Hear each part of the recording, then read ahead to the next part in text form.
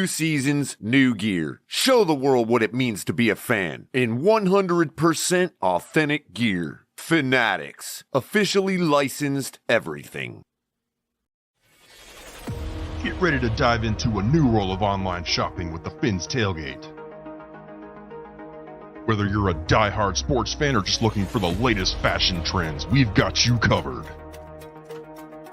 With a wide variety of products from your favorite sports teams to stylish accessories and home decor, we're your one-stop shop for all things tailgate. Our easy-to-use website and hassle-free checkout process make shopping with us a breeze. Plus, with frequent sales and discounts, you won't want to shop anywhere else. So come on in and join the party at the Fins Tailgate, your new go-to destination for all things tailgate.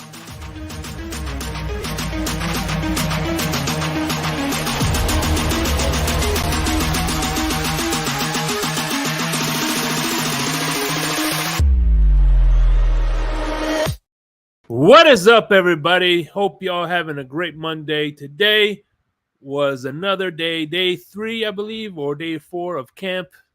What day was it, Louis? You know? I believe it was 4. Or day 4 of camp. Everything, the defense is as advertised.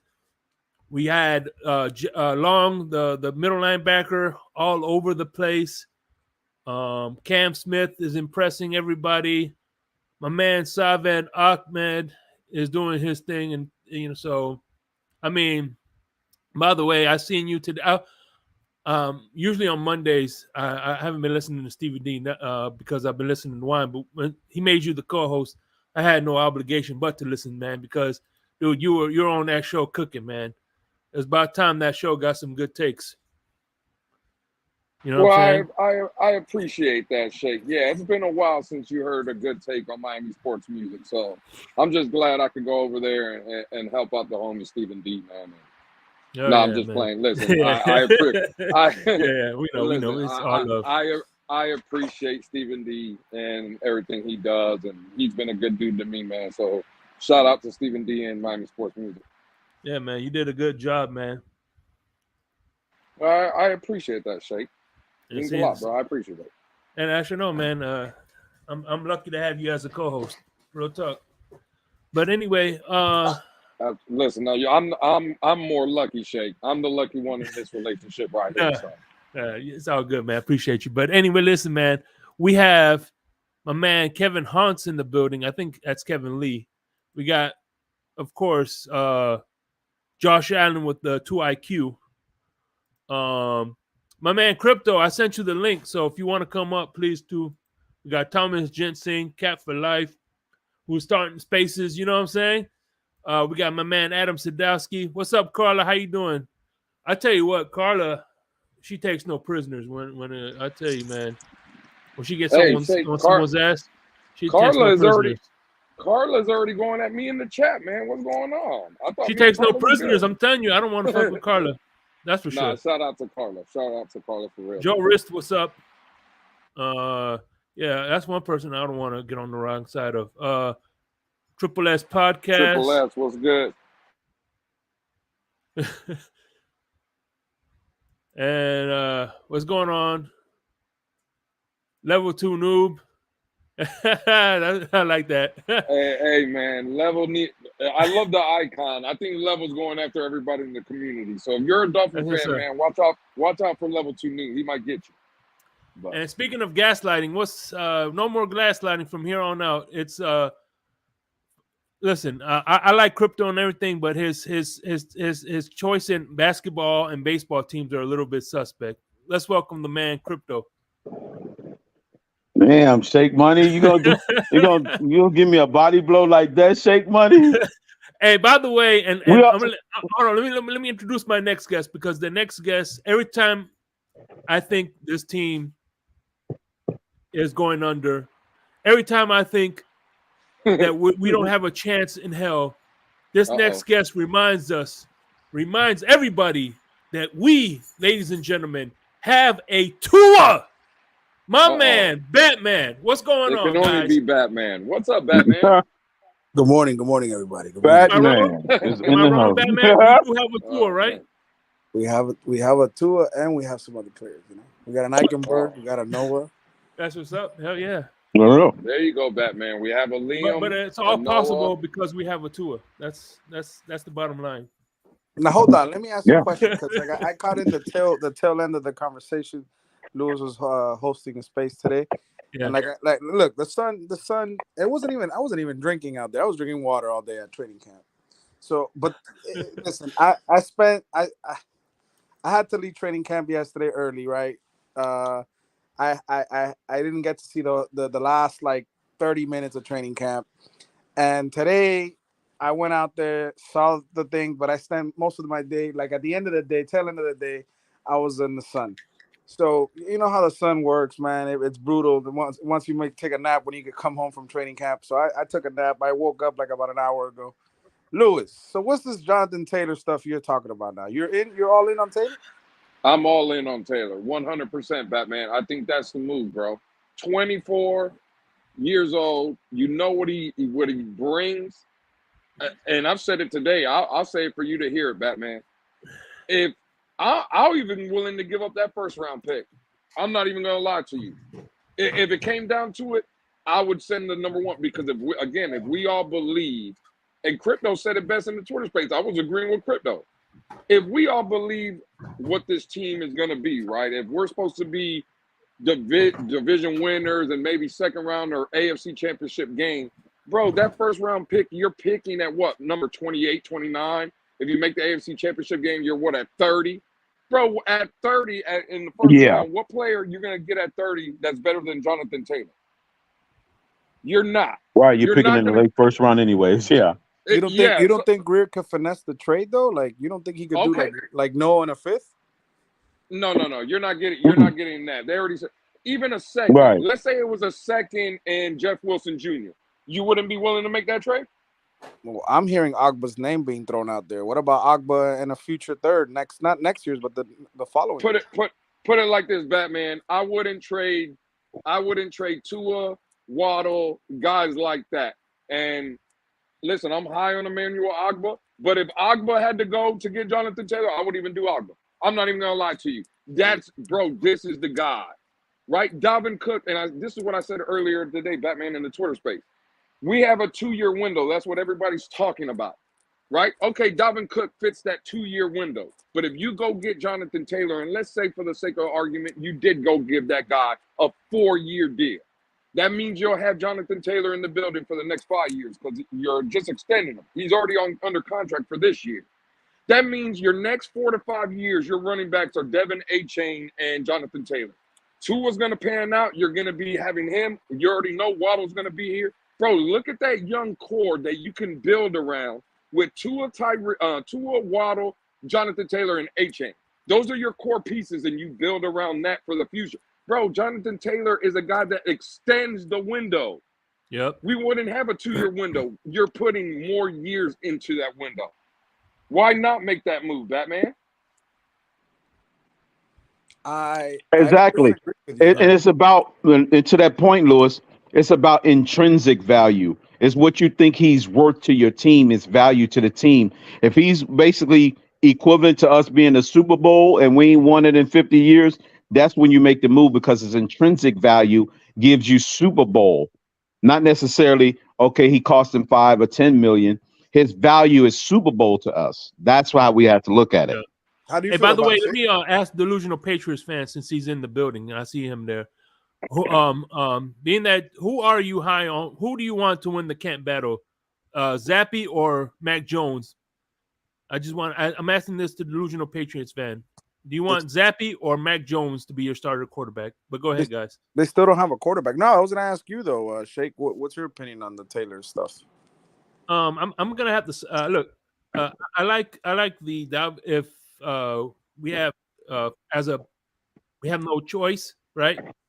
Of course, I'm gonna go with Dalvin Cook, but I kind of like that mindset that listen for the next 3 years or more, we'll have Tyreek Hill and Jalen Waddle as a 1-2 punch, and Taylor and A-Chain as a 1-2 punch. I mean, I just want to remind everybody, Actually, it is a real question, delusional Patriots fan. I just want to remind everybody, like, I understand, F them picks, right? That's the model we've been doing.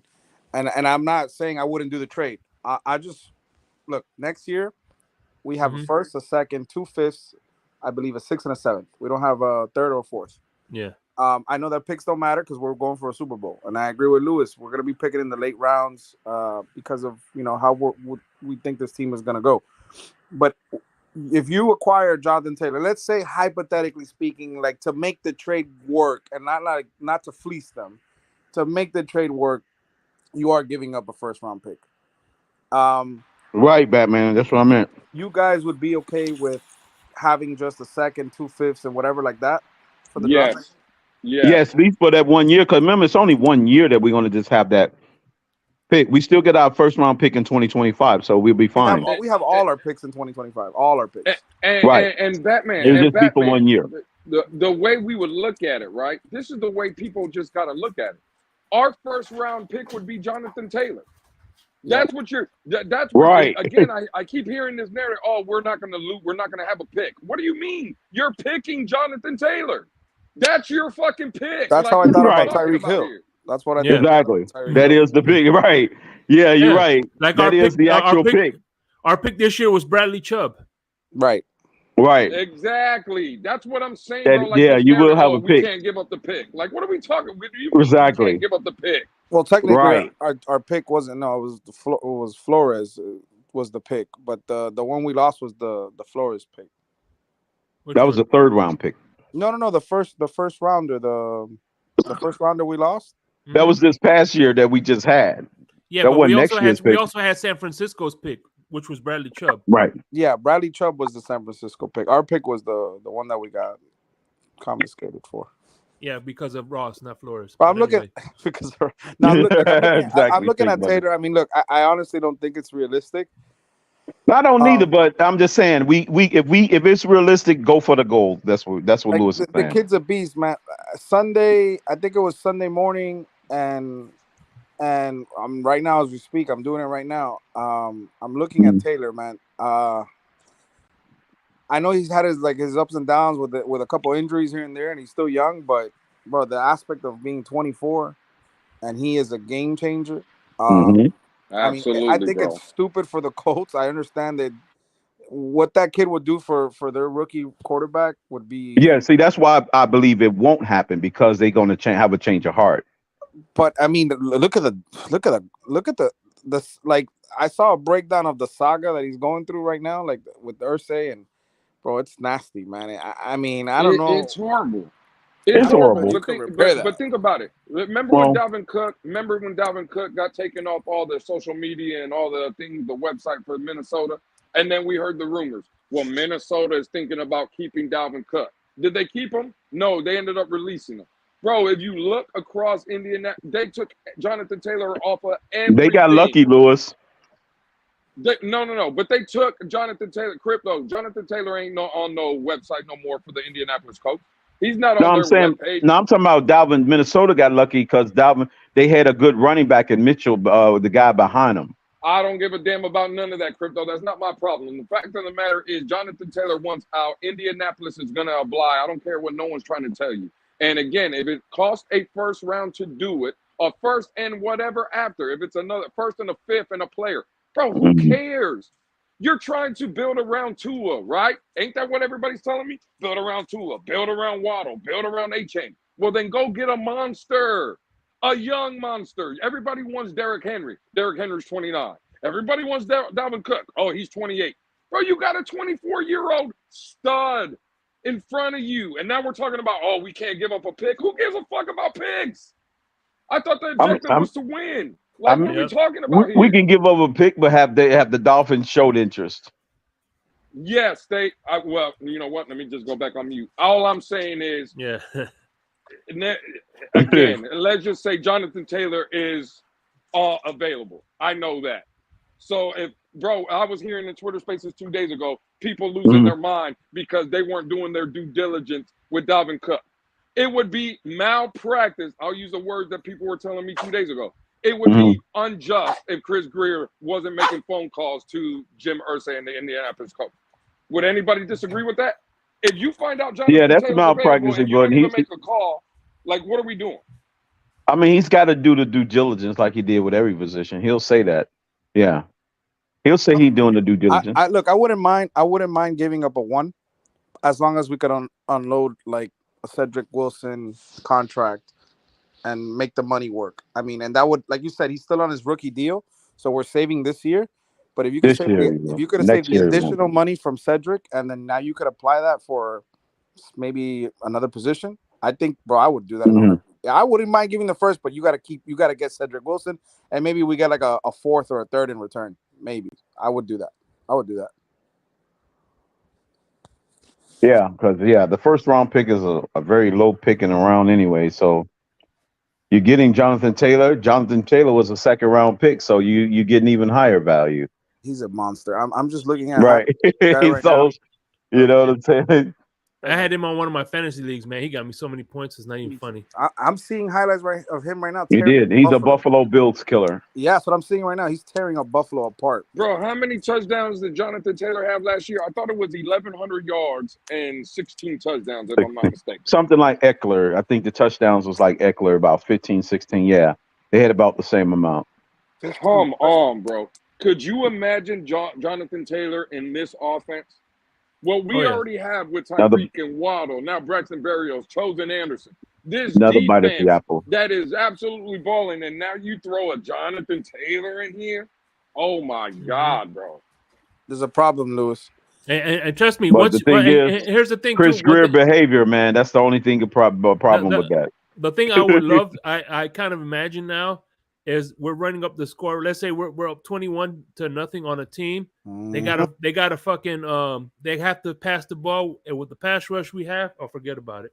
And then you give Taylor the ball and this game right. Absolutely. He bust one for 75 yards. We just got confirmation. Last year he missed 6 games. He only had 4 touchdowns and like 800 yards. Yeah, he's missed time with injuries. I know that. He's had his issues with injuries since he's been in the league. I know that. Who had 6 games? Hold on. Taylor. Jonathan Taylor missed 6. He missed 6 games last year. He had 861 yards and 4 touchdowns. That's what he had. Okay. The year before he had more. I think it was the year before that he had like 16 touchdowns. Yeah. 6. You're right. Listen, I don't care about none of that. So 12 games played. Well, 11 games. I mean, he's on pace for 1,000 yards. His average was up there. He had like 5 yards to carry almost. I mean, is he still being held hostage? Is he back in Miami? What's the deal? Who, with Dalvin? Yeah, is he still being held hostage in the room? Listen, the Dolphins know Batman. They got Dalvin on the hook. Bro. He's taking a physical, Batman. No, he ain't taking no physical. All Miami would have to do is make a phone call to Dalvin, and we all know he would be a Dolphin. I got a better idea. Why don't we go public that we went and made an offer for Taylor, and that pushes Dalvin to hurry up and say, "Hey, let me take the deal. I don't want to be a cowboy." No. Yeah, because you don't want Dalvin to hurry up. You gotta make sure that again you can't get Jonathan Taylor. That's what I'm saying, bro. Like, why is everybody such in a rush to go get Dalvin? Dalvin is only with us. I don't care what nobody's saying. He played the Jets. You think now Cap he ain't gonna go Cap told us that he's gonna be a cowboy.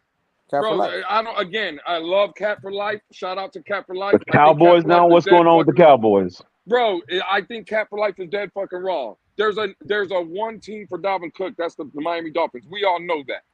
So we already got Dalvin in our back pocket. What we need to be doing is seeing how realistic it is to go get Jonathan Taylor or a Josh Jacobs or something like that.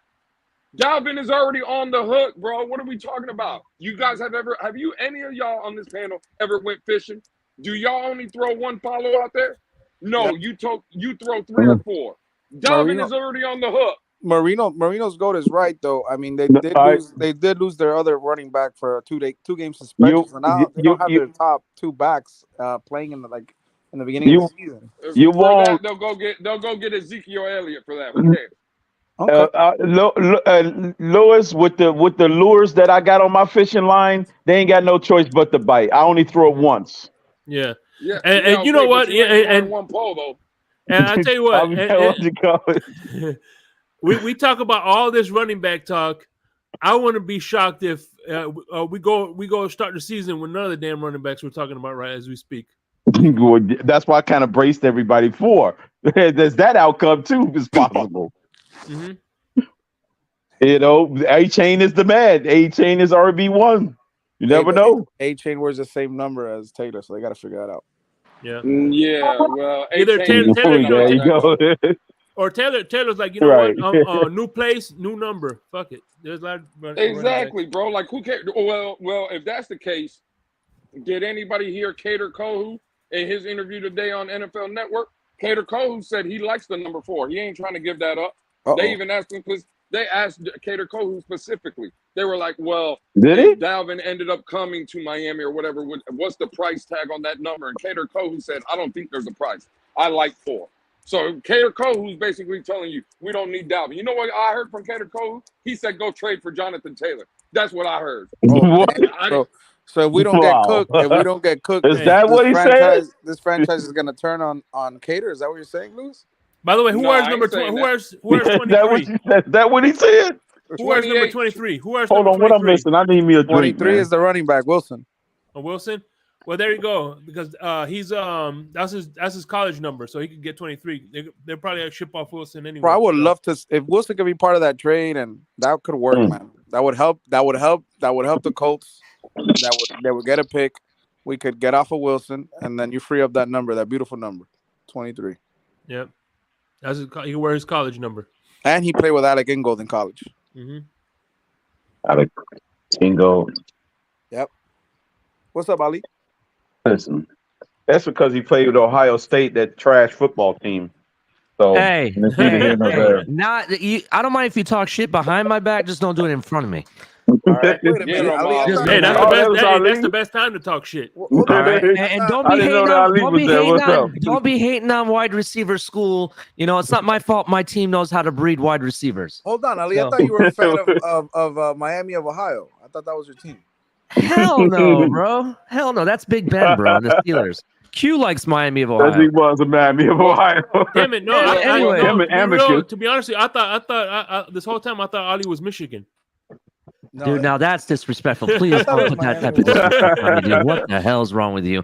All right. Anyway, I do have a question for Batman. I've been trying to ask him this. He didn't show up in the space when I was there asking this question, and I really wanted. Ali, I was sleeping. Oh, okay. That's fine. That's fine, Batman. That you were sleeping. It's okay. I understand how you know, Lewis here puts you to sleep a lot, so that's fine. It's understandable. I believe it. That is a fact, Ali. That is a fact. So I have this question, Batman, and I just want an honest answer. We have everybody watching. There's 47 people watching. Make sure you hit the like button while you're watching. If you want Batman to answer this question, get me 10 more likes, please. Please get me 10 more likes. But I need to know an answer to this question, Batman. And be honest, I'm your friend, Right. I'm being honest with you. By the way, I missed you yesterday. I ran into Color, but he said that you were in the corner, but I had to leave. I was leaving at that moment. Oh, it's all good, bro. I looked for you. I didn't see you, but that's fine. That's all good. I gotta ask this question. On Stephen D's channel, you were asked, so far, who looks like the best quarterback? You couldn't answer the question. I want to know why. And before you answer, hold on. Yeah, that was from today. Hold on.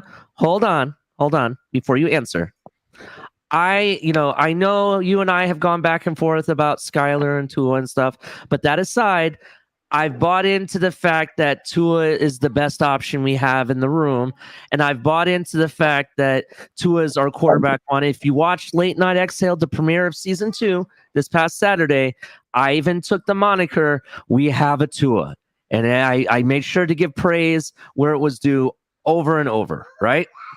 So why couldn't you answer the question? He asked the question for today. What did today? Who was the better one? And again, like the two that stood out. And again, I know Color dropped in the comment section saying that they were like Mike McDaniel was basically probably that's what Color said. Probably what they're doing with Mike is that they were trying to showcase him a little bit more today than Skyler.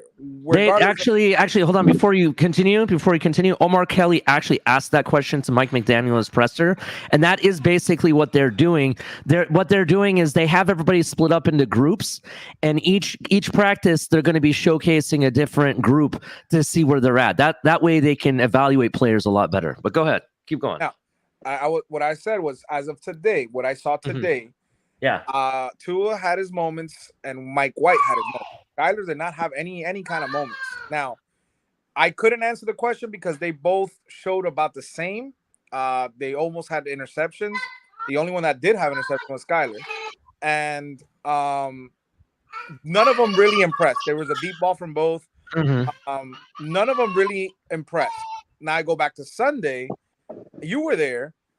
Yeah, Mike White, Tua he stood out. No, there's no doubt about it. Tua was the better quarterback on Sunday. Was on his league of his own, but Mike White was number 2, clear number 2 on Sunday. He was. To be honest, bro, outside of that, hold on. Let me address this real quick because there's 2 things you said here that I want to specifically address because I want to say it's almost slander. Okay, number 1, Mike White, that one big pass on the 11-11 that to start off. That was a hell of a pass, and I'll give it to him, right? Mm-hmm. But outside of that, bro, he didn't look any better than Skyler did. Just being honest. Every pass was over Tyreek's head, right at the receiver, rather than leading the receiver like Tua does. Tua, by far, is miles and miles ahead, bro. No, we know that. I'm just being honest. We're talking about number 2. That's I know, but for number 2, outside of that one big pass, Mike White just seems like he has timing issues. And that's just my opinion. Now, here's the other thing you said. You said that Skyler didn't stand out today at all or have any what was the word you said? Say it again. What you said about Skyler, he didn't have what today? He didn't have a moment. He didn't have a moment, is what you said. He didn't have a moment. If that's the case, then why is the Miami Dolphins playing a highlight reel of Skylar Thompson throwing a really nice pass to Tyreek Hill? That's a moment.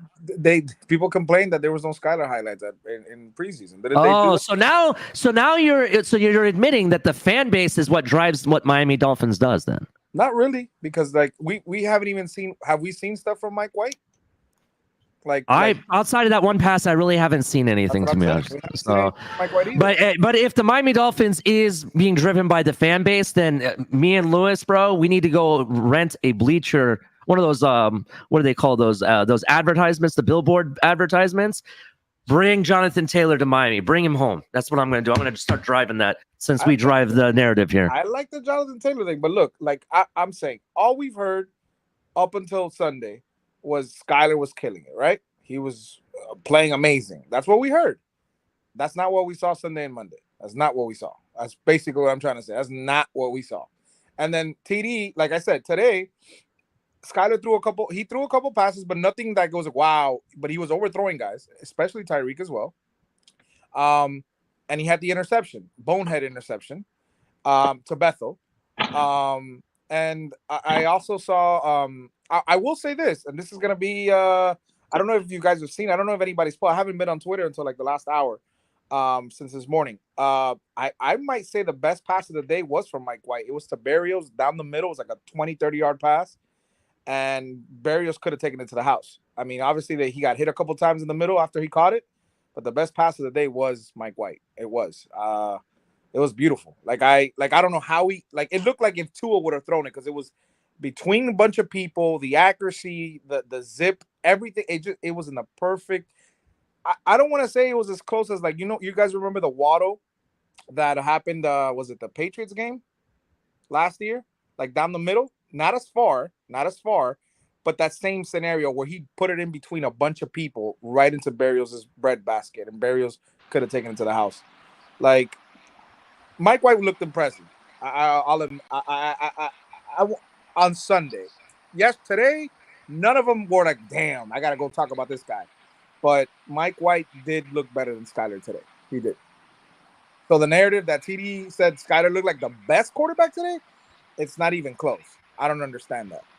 Well, I know. Listen, I haven't been in none of the camps or the training camps, so my eyes haven't been able to see. But screw who says it. I don't, TD, whatever, Batman, even it's whatever. I can just go by everything that's coming out of camp. And it just seems like all 3 or 4 days, it's been, the defense has been the stealing the show, right? Yeah. Now, there's good passes from Tua, obviously. I think Tua has solidified himself as definitely QB1. I don't think there's no argument there. But, I think for the most part, I think Skylar Thompson and Mike White at this point are even. You know what I'm saying? I okay. That's what I say. Like Mike White had a throw or two today that were very impressive. But I also heard Skylar had like 2 throws that were impressive today.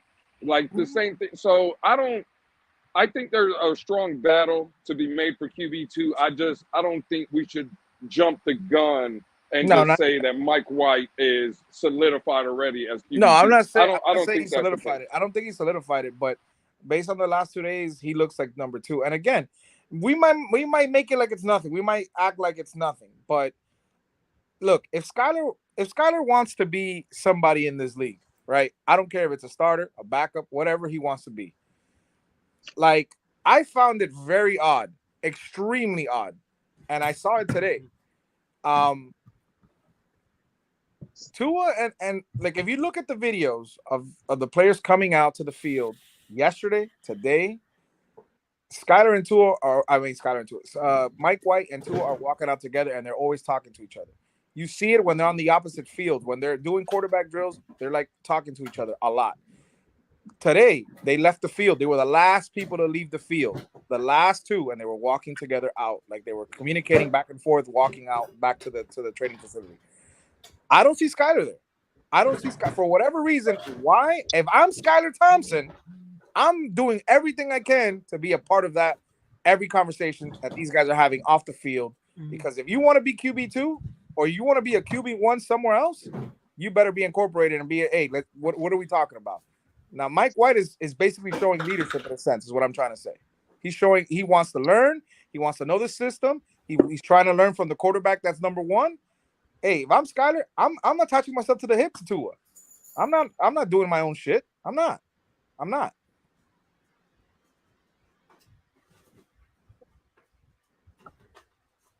Yeah. But we should be happy for all the quarterbacks. Oh, yeah. I think we're in a better situation by far this year. The biggest difference is this year we have depth. We didn't have that last year. This year we have depth all over the place. The only position, people want to say that the running back room is not needed, but I still think that we need depth there. I don't think we have proper depth, I should say. A running back? Yeah, because if you think about it, you go look at San Francisco, as I know people say this is a different variation than the 49ers offense, but it is a variation of it. And if you look at the history in 49ers history, they go through running backs like water, bro. Their running backs constantly get injured. Up until last year, they had nothing but injuries the last past several seasons, right? And I think it's because the full offense of what we're trying to run is too grueling at times for running backs. So we need another guy in the room, in my opinion. The big question mark for me, and I'm kind of concerned, the tight end room hasn't really popped up in training camp so far. Just in my opinion, not like I thought they would. I thought it's more of a battle. Go ahead. Are you telling me, Ali, that 81 are do it all tight end is not doing his thing? Is that what you're saying? No. That's not what I said. In fact, it's for Durham Smythe is who you're talking about. He actually has done what I expected.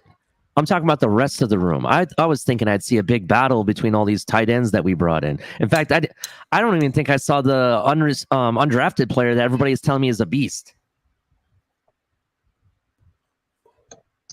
Elijah Higgins? No.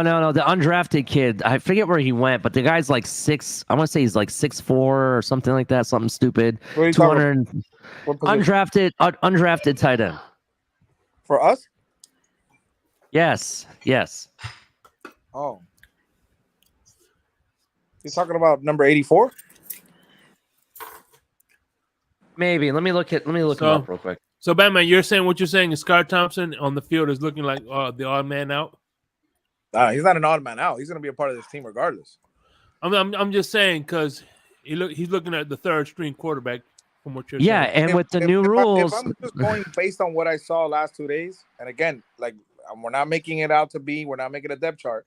We're just doing a depth chart from Sunday and Monday. Can't do that, Batman.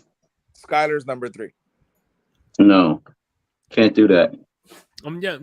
He's just giving his assessment. And again, I'm hoping, and we said it. We've been saying it. Look, second year for Tua and Skyler, they should both be picking up everything. The continuity with the receivers, the system that should help Skyler. We want Skyler to be number 2. I know he's old, but we want Skyler to be number 2. And at the end of the day, we have him under contract. He's the cheaper option. If he plays, if he gets more snaps, if Mike White doesn't get playing time, you don't got to pay him the extra $4 million. We want Skyler to be the number 2. I think everybody here should be wanting that. Like, I don't want to like discredit anything. We all want Skyler to be number 2. But if you want to put the money aside and you just want to see the better quarterback play based on the last 2 days only, Skyler's number 3. Well, I know you realize that can change overnight. Of course, it could change tomorrow. It could change tomorrow. We practice again. It could change on Thursday. But just to clarify, Batman, just clarify. This is the assessment you're giving based on what you physically seen yourself, though, right? That's what you're talking about. Yeah, because the prior days we heard nothing but Skyler being really good. So right, but then we also heard because we heard on the Twitter Spaces with Lewis on Friday. Yeah, that assessment that we've been hearing about Skyler is completely false. And me and Lewis heard it on the Twitter Spaces. Who said that it was? No, that's other YouTube channels. I mean, prominent YouTube people. And we also heard on Twitter that Channing Tindall was looking pretty good. Like, we've heard all these things on Friday. Am I right, Lewis? Yeah, no, you're right. Yeah. And we haven't heard anything from Channing Tindall, right? We of us. We haven't heard anything until I heard that on Friday, and I was like, "Wait, what? That's good." So I mean, look, I know it's hard because there's conflicting reports, and then again, there could always be a bias, including with what I'm saying. But based on my assessment, based on what I saw, I went with an open mind. I didn't expect Mike White to look that good on Sunday. I did not. I will be honest. I did not expect Mike White because we haven't heard anything from Mike White. And I did not expect Mike White to look that good on Sunday. Well, let's go. Look, I want to welcome Doc. Doc finally got in the building. So what's up, Doc? But what's up, Doc? It's all good, man. I come on my phone. For some reason, I'm still at school. I got a meeting in about 30 minutes, but I just wanted to jump in, and I'm enjoying the conversation, man. Yeah, absolutely. Well, and we're having a conversation about people's opinion, right? Whether Skyler should be 2, Mike White, or whatever.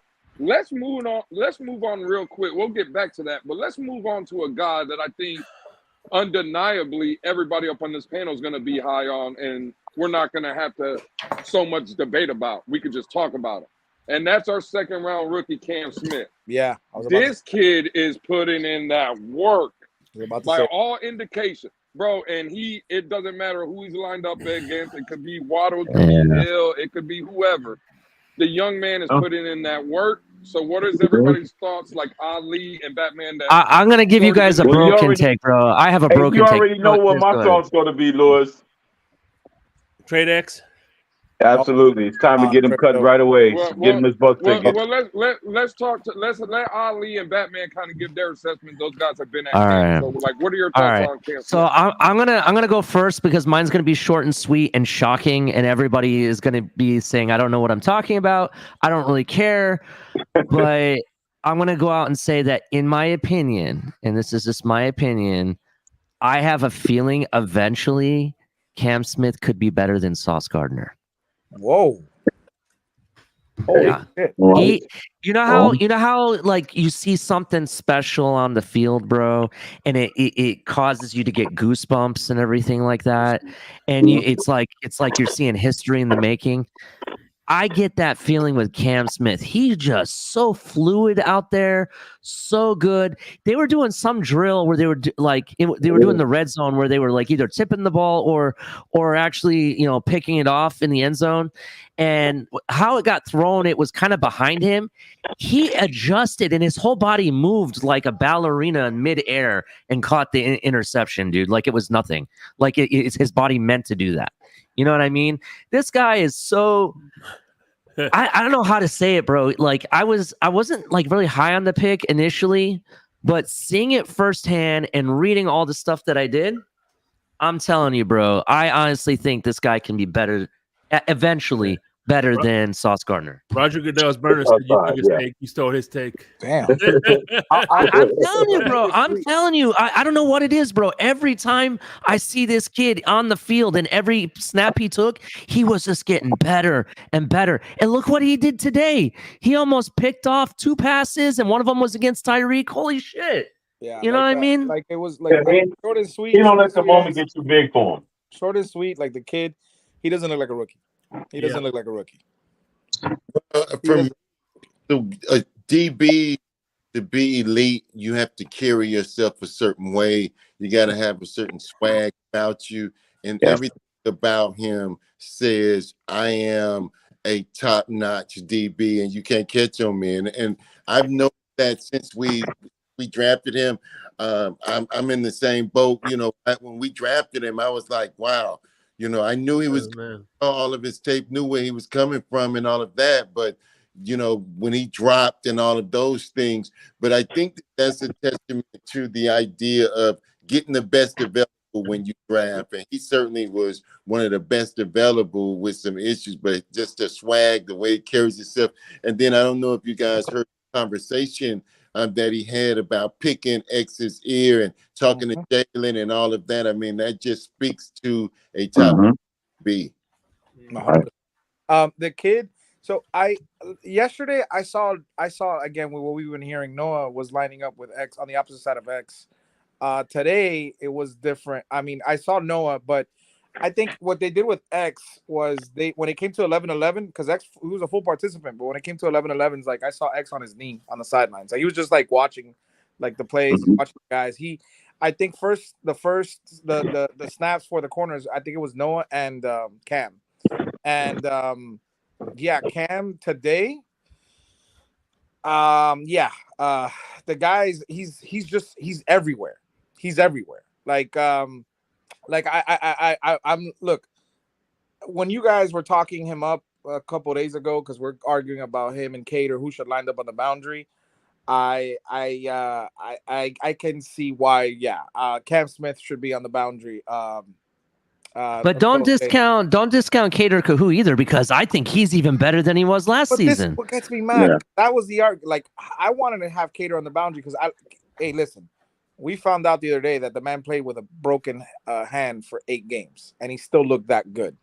So, I mean, the fact that we have Cater, second year, healthy, no broken arm, no broken hand, and Cam Smith looking like himself when he was in college, looking electric, man. I think we will be okay until Jalen comes back. I'm not gonna hit the panic mode. I know that a lot of us have moved from that already, but I'm not panicking on that. So hopefully Cam Smith can continue, because if he does, man, this defense is going to be really nasty. This secondary is going to be really nasty. Really, really nasty.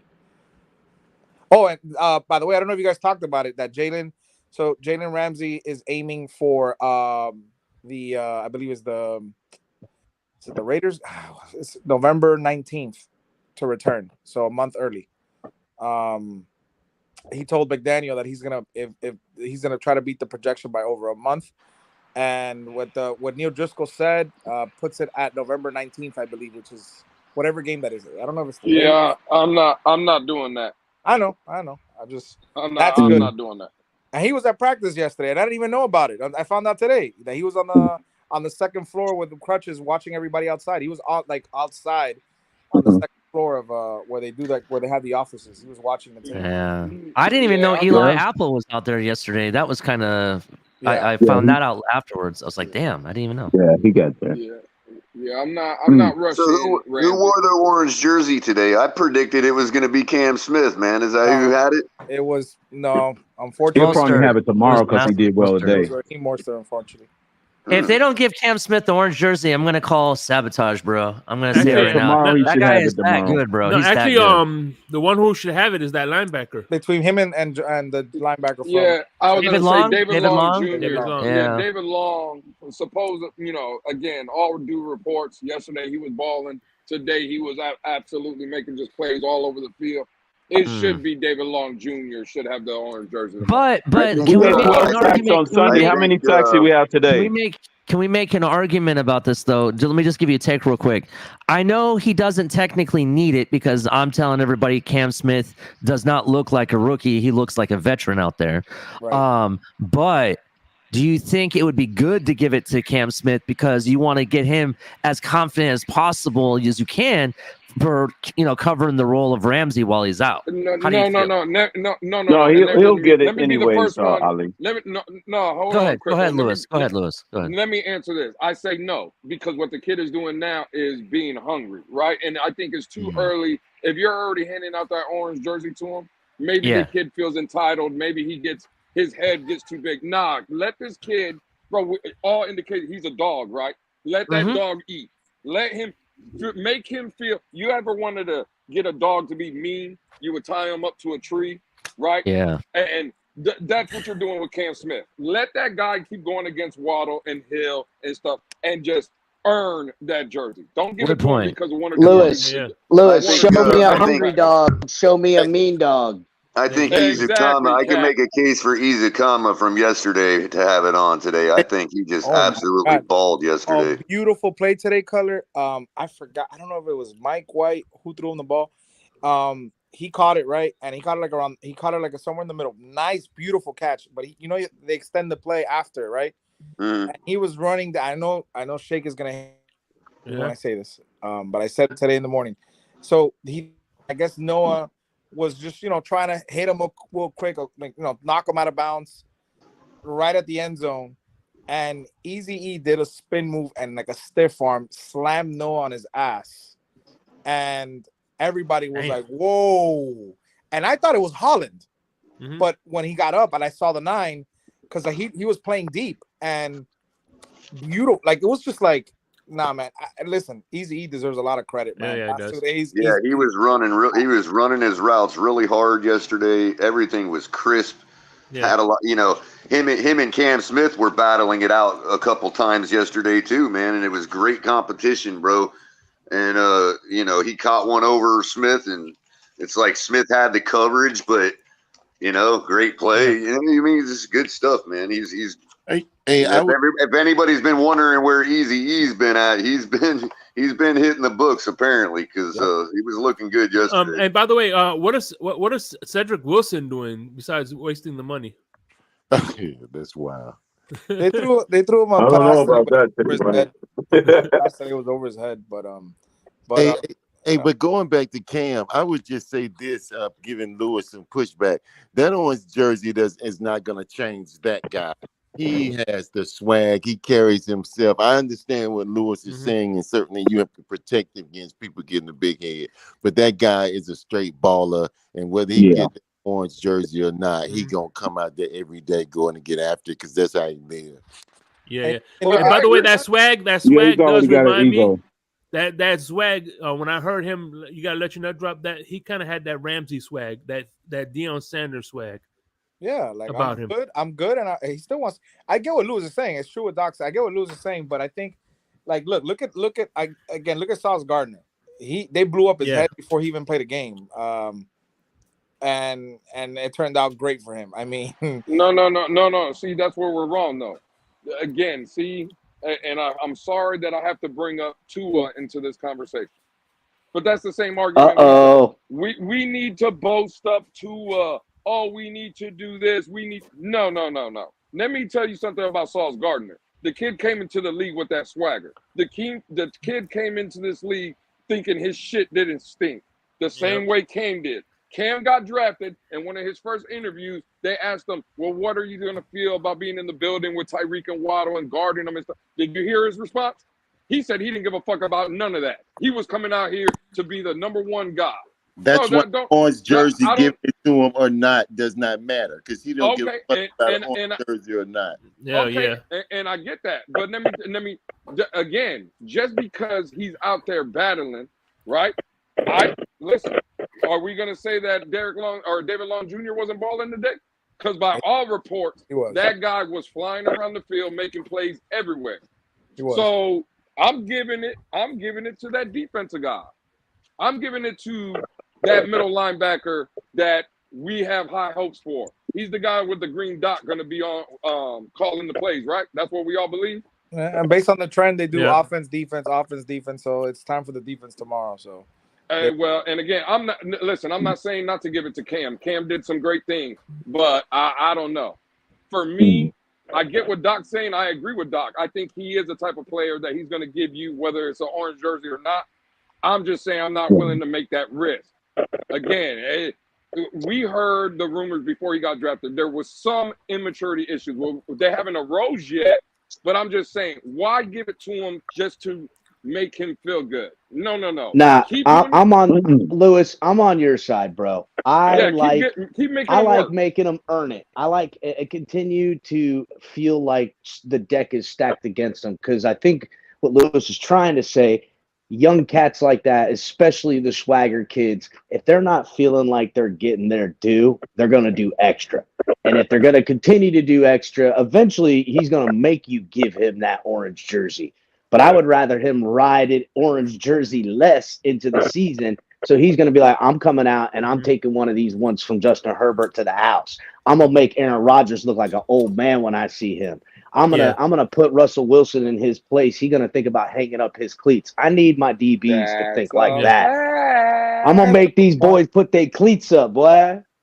Hey, I'll be right back, guys. I'm gonna charge my phone. I'm on 5%. I'll be back in a little bit.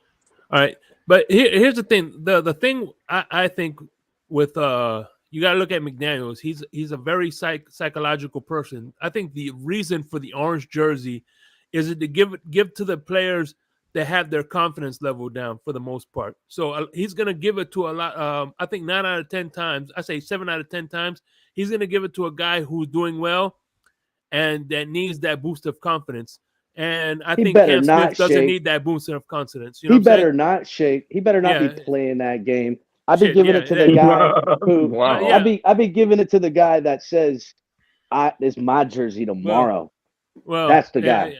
If that was the case, Eichenberg would have won it 2 years in a row, and there's this, I can name a bunch of players. Whatever. Eichenberg be tossing fools. I can name a laundry list of players that you like. Really, he got the fucking orange jersey. Everybody sleep on Eichenberg, please. This whole offensive line getting slept on by the fan base, guys. I ain't feeling it. I ain't feeling it. I think they're gonna start hot, start fast. I think they're going to start hot, start fast, this offensive line. Let's see. Is it because of the coaching or because of the players that have been playing together for a while? I think everybody ain't thinking about nothing but being the best in their position. That's what I think. I don't think nobody thinks of anything other than we're going to be top dogs in the NFL. We're going to the playoffs. This is a Super Bowl team. They look at each other, and that buzz is kicking in that locker room. And that's where it starts. And you can ask anybody who's ever won the Super Bowl when they talk about when it started, and it's this time, how they're treating each other, how they're looking at each other. I think that buzz is kicking. 1000%. Hey, Cap, you said Cam Smith gonna be making people put up cleats on the opponent. He won't.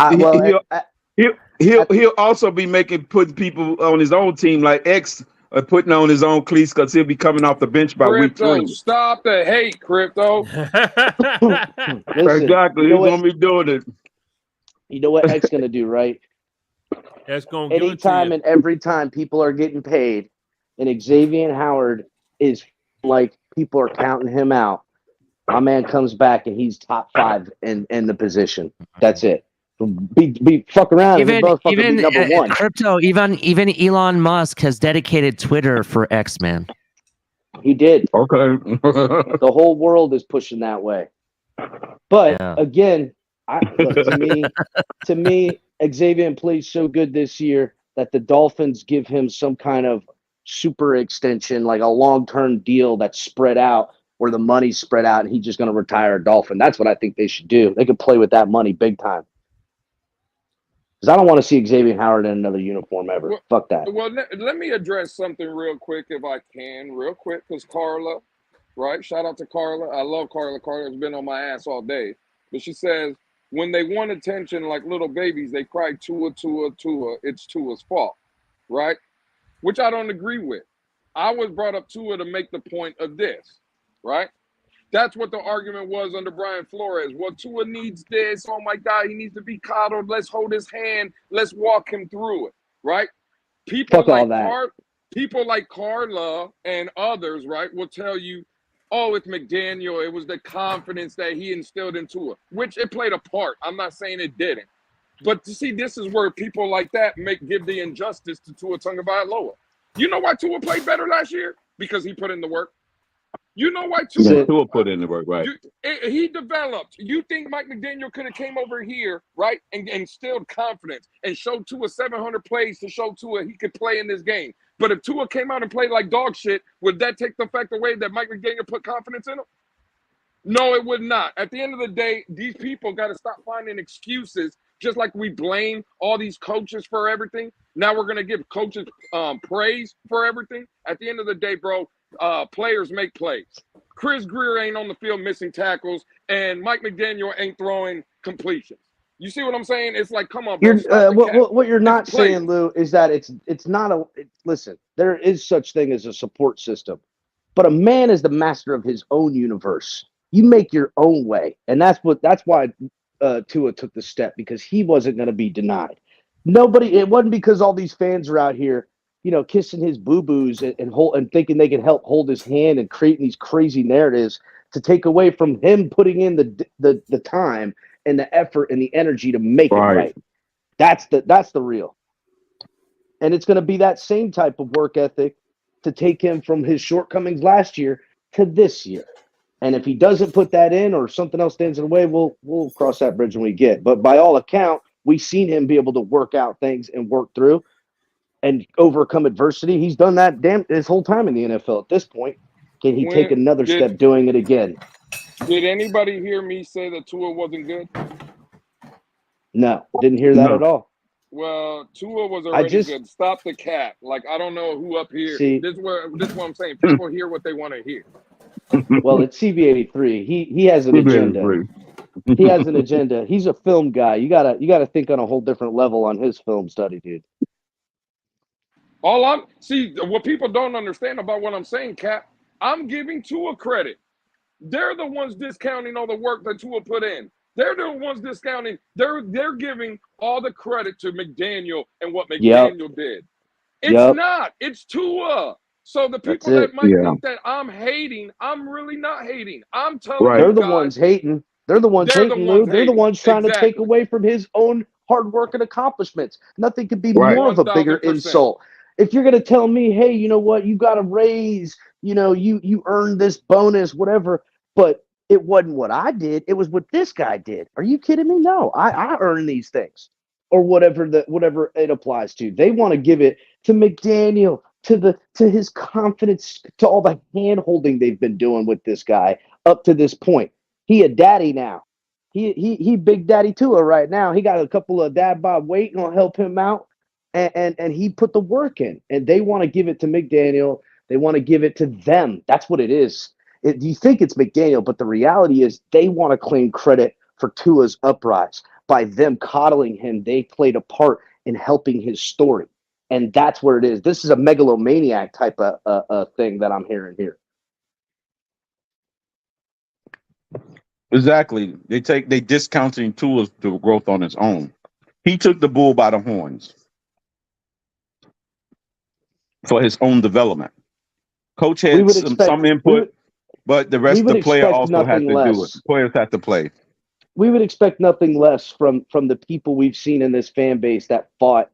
Now, not all of them. Some of them are good fans and stuff like that, but there's a big section of the fan base that is quieted, that were such lunatics about Tua, that now that he's put the work in and made his own personal growth, in some way, Lewis, you're kind of right. They're trying to claim credit for him being better. This is sickness. We've seen it. We know these types of people. They're out there and they're in this fan base. They've got something wrong with them. In other words, Cap, you're saying you've seen this movie before. No, I've seen this characteristics out of this fan base before, is what I'm saying. Maybe not so much the movie because it's a different story, but definitely the tactics of the crazies. And there's a lot of them in this fan base of how they were with this kid, and they're continuing. Don't feel bad about the movie aspect of it, Cap, because it's always good to watch a good rerun, as long as the movie's not bad.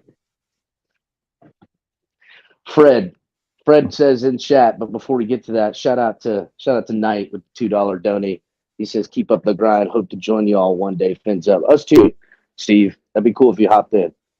But Fred says right here, he goes, are we forgetting this man's last 5 games or are we ignoring them? Absolutely not. No one's forgetting anything. That's why didn't you hear what I just said, Fred? I just said that he has to make that same type of growth from year 2 to year 3 and year 3 to year 4. And I'm looking for it not just in the game, but in the health. Right. But in the health. The trend is up. We're not paying this guy $50 million and need to do something this year. We might not have to pay him $50 million next year, but that'd be a sad thing, to be honest with you. I'm hoping to pay him if we're forced into paying him too soon. Right. You don't want to jump too soon. I would rather pay him too soon than ride out his 5th year and try to find answers, because let's just call it for what it is. The way the cap is set up and the way they construct teams this day to be competitive for years, you gotta sign that deal while they're in their because you take a quarterback, to his 6th year on an open market, chances are if you're going to re-sign him, you're resetting the market. And I do not want to be in that situation. I would much rather get on it a year early and be able to start using the money. Unless he goes rogue and start demanding big bucks because he balled out one season. See, here it comes. He's been a good player from day one. Rookies take time to develop. Day one, he wasn't, because he came into the league with an injury, as you remember. They had to slow roll the kid out. Yeah. So he came in the 7th week of his first year. Yeah. What are we talking about here? On a team that was shit in the bed. And if you can't look at that team and not see that they were really being ginger with the young man, which rightfully so after the surgery, and I don't know what to tell you. I wouldn't call any of that good. I would say it was encouraging coming from the injury. Calling it good would be beneath what I expect as a Miami Dolphins fan at the quarterback position. I know you all don't have standards, but I'm going to try to make sure you guys remember what team we fucking rooting for around here. Well, absolutely. And see, Fred wants to know, to his previous question, why is it not being talked about, I guess, Tua's last 5 games? Well, we have talked about it. What am I going to talk about, dude? What am I going to talk about? Well, hold on, Cap. I cooked the hell out of those performances. Absolutely, we all did. Yeah, Fred wasn't around for those days. But this is what we should do, right? And see if people like this, people like Fred. Real quick, Lou, I don't mean to cut you off, but even CB83 was cooking. He was talking about Tua wasn't a guy after the Green Bay game. So I don't know what the fuck we all lost our shit on that end. And I'm still pissed off about it. Well, I don't even know who that guy you're talking about that you just mentioned. I don't even know who that is. But he's some guy. He's around sometimes. Yeah, I don't even know who that guy is. But for Fred, since he likes going in the past and stuff and talking about quarterbacks in the past, why don't we talk about Skylar Thompson's last game that we seen Skylar play? Because I believe that was a loss too, wasn't it? Was it not a loss? Yeah, that was a big fat L. Do you think Fred wants to go? And again, this is no shot at Skylar Thompson, because I'm high on Skylar Thompson as well. I'm just trying to shoot at Fred right now. Since Fred wants to talk about quarterbacks and their losses, let's talk about the quarterback that last donned the Miami Dolphin uniform. That was Skylar Thompson. He fucking lost. You want to talk about that? Yeah. Like, bro, stop with the cap. Yeah, Like, what are we doing? Like, stop. Fred just cooked himself on that one. Let's talk about the 5 losses. What the fuck does that have anything to do with the season?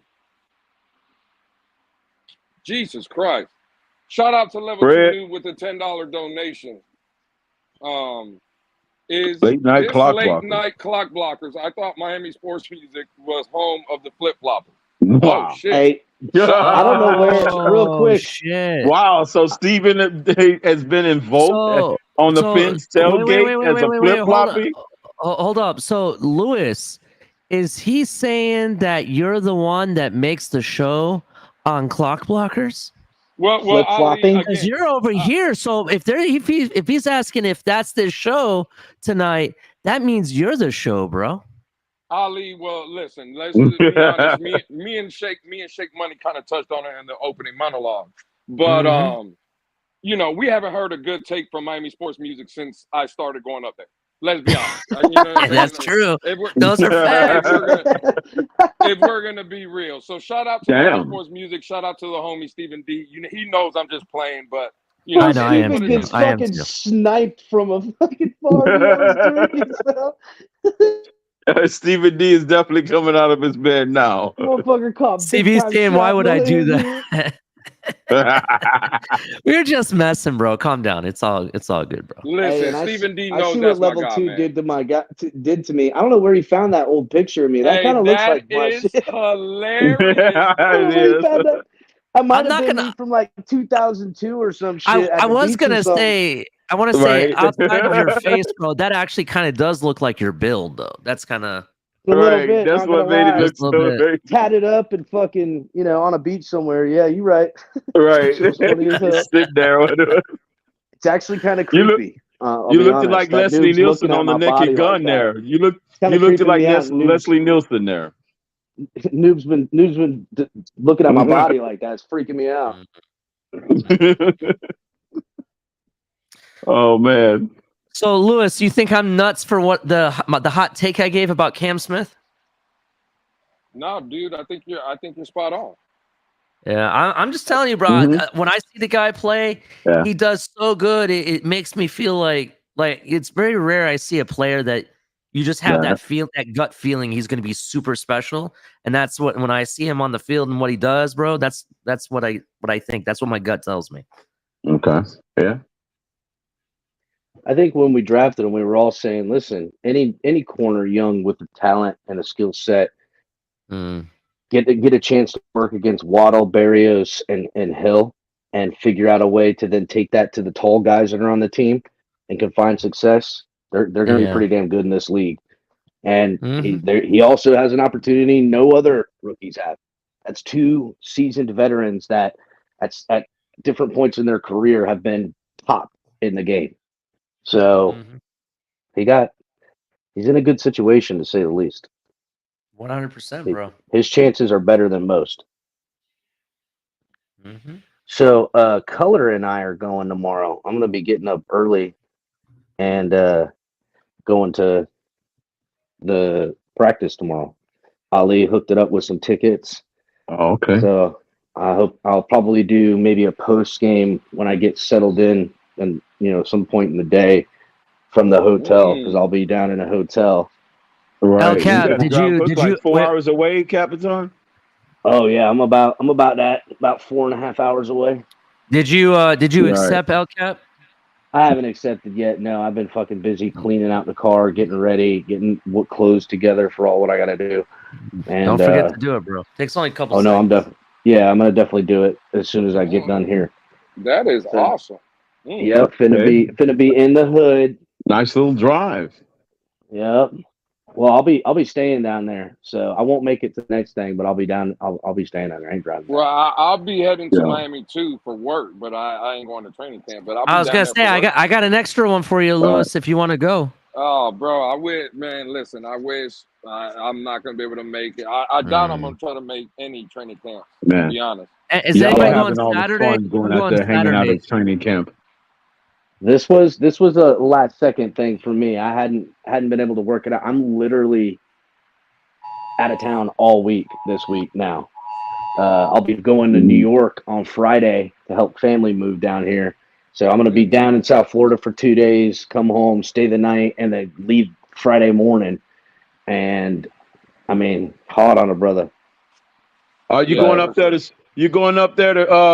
shack up with Michael K in Buffalo? Is that what you're saying? No, not that part of New. Well, I mean, it ain't that far from there, honestly. It's up in Poughkeepsie area, so be careful, man. Be careful hanging out with Michael K. He'll invite you to the toilet. Right. All I know is that I'm not going to be doing any strip clubs around here. That's for damn sure. That's you know what I'm saying. I know that ain't. Yeah, the Buffalo women are probably not too good looking. Nope. I ain't doing any of that. So usually when I'm out and about in a place I don't know, I'm gonna get turned. Probably just a business trip on this one, because Right.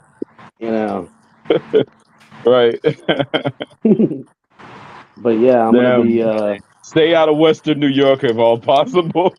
Yeah, exactly. The bad side of the lake and shit. Right. Oh man. Where all the trash ends up. Yeah, that's pretty much where all the trash in the state is at. All that western wind and where everything else gets shipped out of the cities, they take it that way. You're right. And the Canadians dump all their toxic stuff over there too. So it's dirty from other country too. Listen to this. Listen to this. Oh my God, Lewis. Did you hear this? I mean, that's hilarious. I mean, that's cool. What happened? Not gonna be up here. I'm not gonna go up here and go at a woman. You know what I'm saying? It's all good. Not even one from Texas, bro. Come on. Yeah, no. She's a member, and I appreciate Carla for all the support she does for the channel, man. So. Well, no, it says some dirty stuff. I know you're handicapped with preconceived notions from El Cap. First of all, whoa, what's wrong with my notions? That was a mouthful right there. What are we saying? What's wrong with my notions? I got good notions, Carla. Yeah, I mean, that was a loaded statement right there. I'll tell you that much. I don't try to get convinced from anybody anyway. I try to stand on my own 2 feet, but I guess I'm listening to Cap now. I guess That's cool. There's so much in it at so many levels. just because great minds think alike doesn't mean we're listening to each other. You know what I'm saying? We just think alike. Listen to what Sal says if I'm going to be in his neck of the woods. Better have your papers for your carrying El Cap. We don't let idiots and imbeciles carry. I mean, first of all, what's that supposed to mean? I'm flying there, but if I wanted to load up, I'm sure I could buy a $45 snub nose from some teenager somewhere around in that part. So don't tell me. Exactly. Right. You know what I'm saying? We know what type of town y'all living in. Shut up. Hey, Sal, don't worry about it. Cap's is smart enough not to carry your sister around anyway. He would harpoon her big ass somewhere. Don't worry about it. Wow. His sister. His sister shakes us. You know what we would do? It's getting dirty in this bitch. Damn. You ever seen how they move a dolphin or a shark or a whale or something? That's what we would have to do for Sal. You have to harpoon. Don't worry about it. Yeah. We bring out the harpoon. That takes at least 200 yards of rope, like 4 fucking spears. Takes 2 other dudes at minimum. Right. You need a gaggle to get that job done. Yeah. That's got to be some strong rope too. Sal's just jealous because he has to mow AstroTurf in his backyard every season. Just most. Yeah.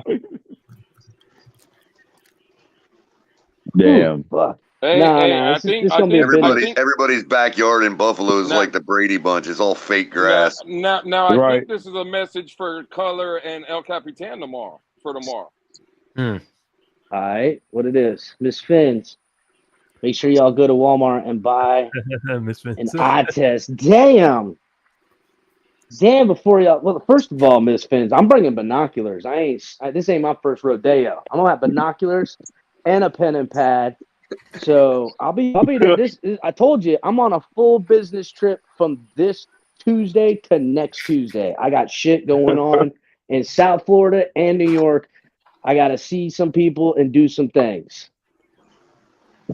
So, I test. Miss Fins with the bird. Damn. Man, I didn't know Miss Fins brought heat to you like that, Elcat. I know. Oh yeah, Miss Fins hangs in the pocket. She ain't shook. She knows the reindeer games. Oh yeah, exactly. Is he joking or does he not know? No, that was really Miss Fins, bro. You didn't know? I do agree with Michael K here. Stop disrespecting the real Miss Fins like that. I mean, come on, bro. That's true. That's true. Yeah. who was that then? That wasn't Miss Fins? No, that was CB83, bro. Right. Damn. I just glanced at my phone real quick. I'm doing shit. I'm busy. That's what I was wondering if you just saw the avatar. I just looked at it real quick. I just saw the words. It's real small on the phone. God. I thought you knew, dude. I was go by the avatar color. Nope. I thought you knew because I was playing. The law is if the average person can mistake it or confuse it for the real deal, then it's a copyright infringement. I mean, bro, I actually thought you really. I thought he was messing, and I was playing along with it. That was total genuine article right there, bro. We might need to get Dade County up here to verify that icon there, CB83. It's not up to specs. Sorry, man. I wasn't even meaning to bury his ass, and look what happened. And Steve, you're absolutely right, Steve. That's what I was wondering. Leave Rep Shusha alone. She's working on herself. I agree. I'm sorry, Steve. That's what I was wondering, El Cap. I was like, is he joking or does he just not know? No, I just both of them can be true. No, I wasn't joking. I wasn't. I feel bad, kind of. I know, right? I fucking feel bad, kind of. Not gonna lie. Yeah, kind of. I'm not. I mean, I feel bad. I mean, let's be honest. It does look like Miss Fins. I mean, what are we doing? There you go. I'm sorry. Like I said, Lewis, if the law is if the average person can mistake it's a copyright infringement. Someone shows you that and says Miss Fins said this and read it to you and then closed it, you would say that was Miss Fins. What a miss. Yeah, if you closed it out. Oh, man. What happened? Exactly what happened. Man, I'm sorry, CB.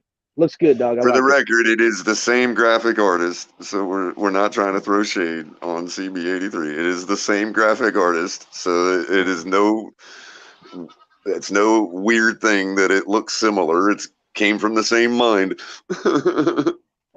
Well, Carla said that her laptop went dead and she missed everything. Well, Karma's a bitch, so.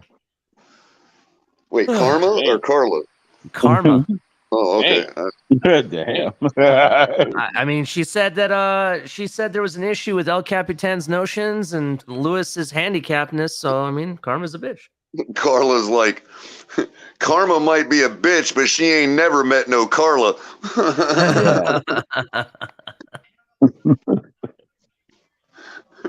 That ain't no lie. Nah. Oh my God. Get out of here, Michael K. Get out of here. Oh, I got something for you, Michael K. I'll be glad to share. Hold on one second. Oh shit! Here comes Ali. Yeah, I got something coming. Hold on one second. Hey, Carla, buy a better laptop. So I found a photo flying around Twitter today. And it's some damning work. Let me tell you. I've seen it. I've seen this. I know what you're talking about. You sent it to us. I can't wait. 13-second premature ejaculator makes admission. He loves anal. Just putting out that there. That's your quarterback, Michael K. That's your quarterback.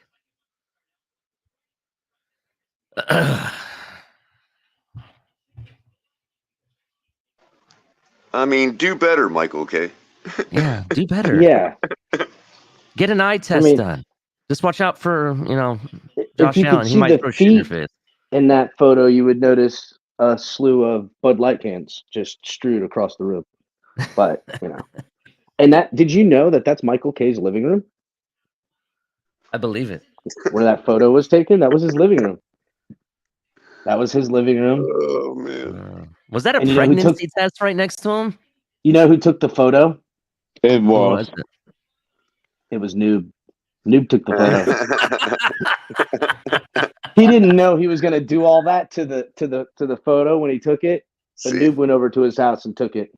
See, secretly, Michael K's actually got a shrine to Josh Allen in his bedroom.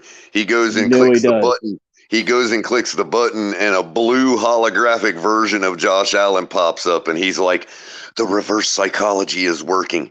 They really think I hate you." And Josh Allen is like, he's got some whole voodoo thing going on. Good. He got some whole voodoo. Remember, Hey Arnold and that chick that had a crush on him had that voodoo shrine in her fucking closet. That's what Michael K has of Josh Allen. Hey, not all of us have kids, bro. Let's Hey Arnold. That was when I was a kid, dog. I figured I was speaking to the room. Either y'all are too old or too young, you bunch of losers. Hey Arnold, good ass show. Oh man. All right, boys. I gotta get some shit done in this car. I'll see if I can hop back in later. Yeah, motherfucker's got a long drive tomorrow. Yeah. All right, Cap. Yeah, Cap. Hey, testing. You got to stream your drive, man. Stream it. Yeah, go get that officially Goku Cap. driving the longest distance that anybody ever has for a cup of color. Yeah. What was that? How many hours is that? It's like 3.5 hours to get a cup of color tomorrow morning. Yeah. Yeah. That's how good a cup of color is, man. People are willing to drive 3 hours for it. Damn, a good cup. Damn. Is this the best part of waking up? Yep. It's color in your cup. Yeah. It's good to the last drop. Fill it to the rim with color. Hey, that's a brand I ain't seen around in a long time. Brim. Remember Brim? Brim. Fill it to the rim with Brim. Yeah. Did they get bought out by Nestle or Nestle? What's that company? Something like that. Yeah, probably. They were a pandemic victim. Oh, am I allowed to say the P word? I'm sorry. No, you can say the P word. Oh, we just can't say what caused it. Oh, okay. Right. You can say yeah. I almost invoked that with one of my accounts. I was like, we had a pandemic. We just can't say what caused it, and we can't put faux in front of it. As long as you stay away from those two things, you're all right. Yep. You can say it. You can say it existed. So what do you think is going to happen tomorrow training camp? Training camp shake money. Ooh, that's a good one, man. A whole lot of sunshine and a whole lot of practice. A lot of people drinking water because they freaking passing out because of the heat. That's probably going to happen. Somebody's going to pass out at least once probably because they get overexhausted because they're working too hard. Man, they're going to go into the tent. They're going to go into the tent and get a whole bunch of water and Gatorade and, What happens when you can't find your fire remote? We may have a new trade partner for Cedric Wilson, by the way. Who is that? Who would that be? I mean, Color. What happens when you can't find your fire remote? I mean, I need to push the button on the fire remote to be able to ask Alexa where it's at. The fire water?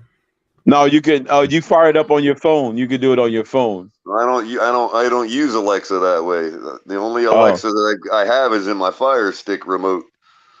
Oh, so okay. I gotta push the little microphone button to talk to her. You know what I mean? Yeah, you could. So if I lost that remote, how do I ask Alexa where it's at?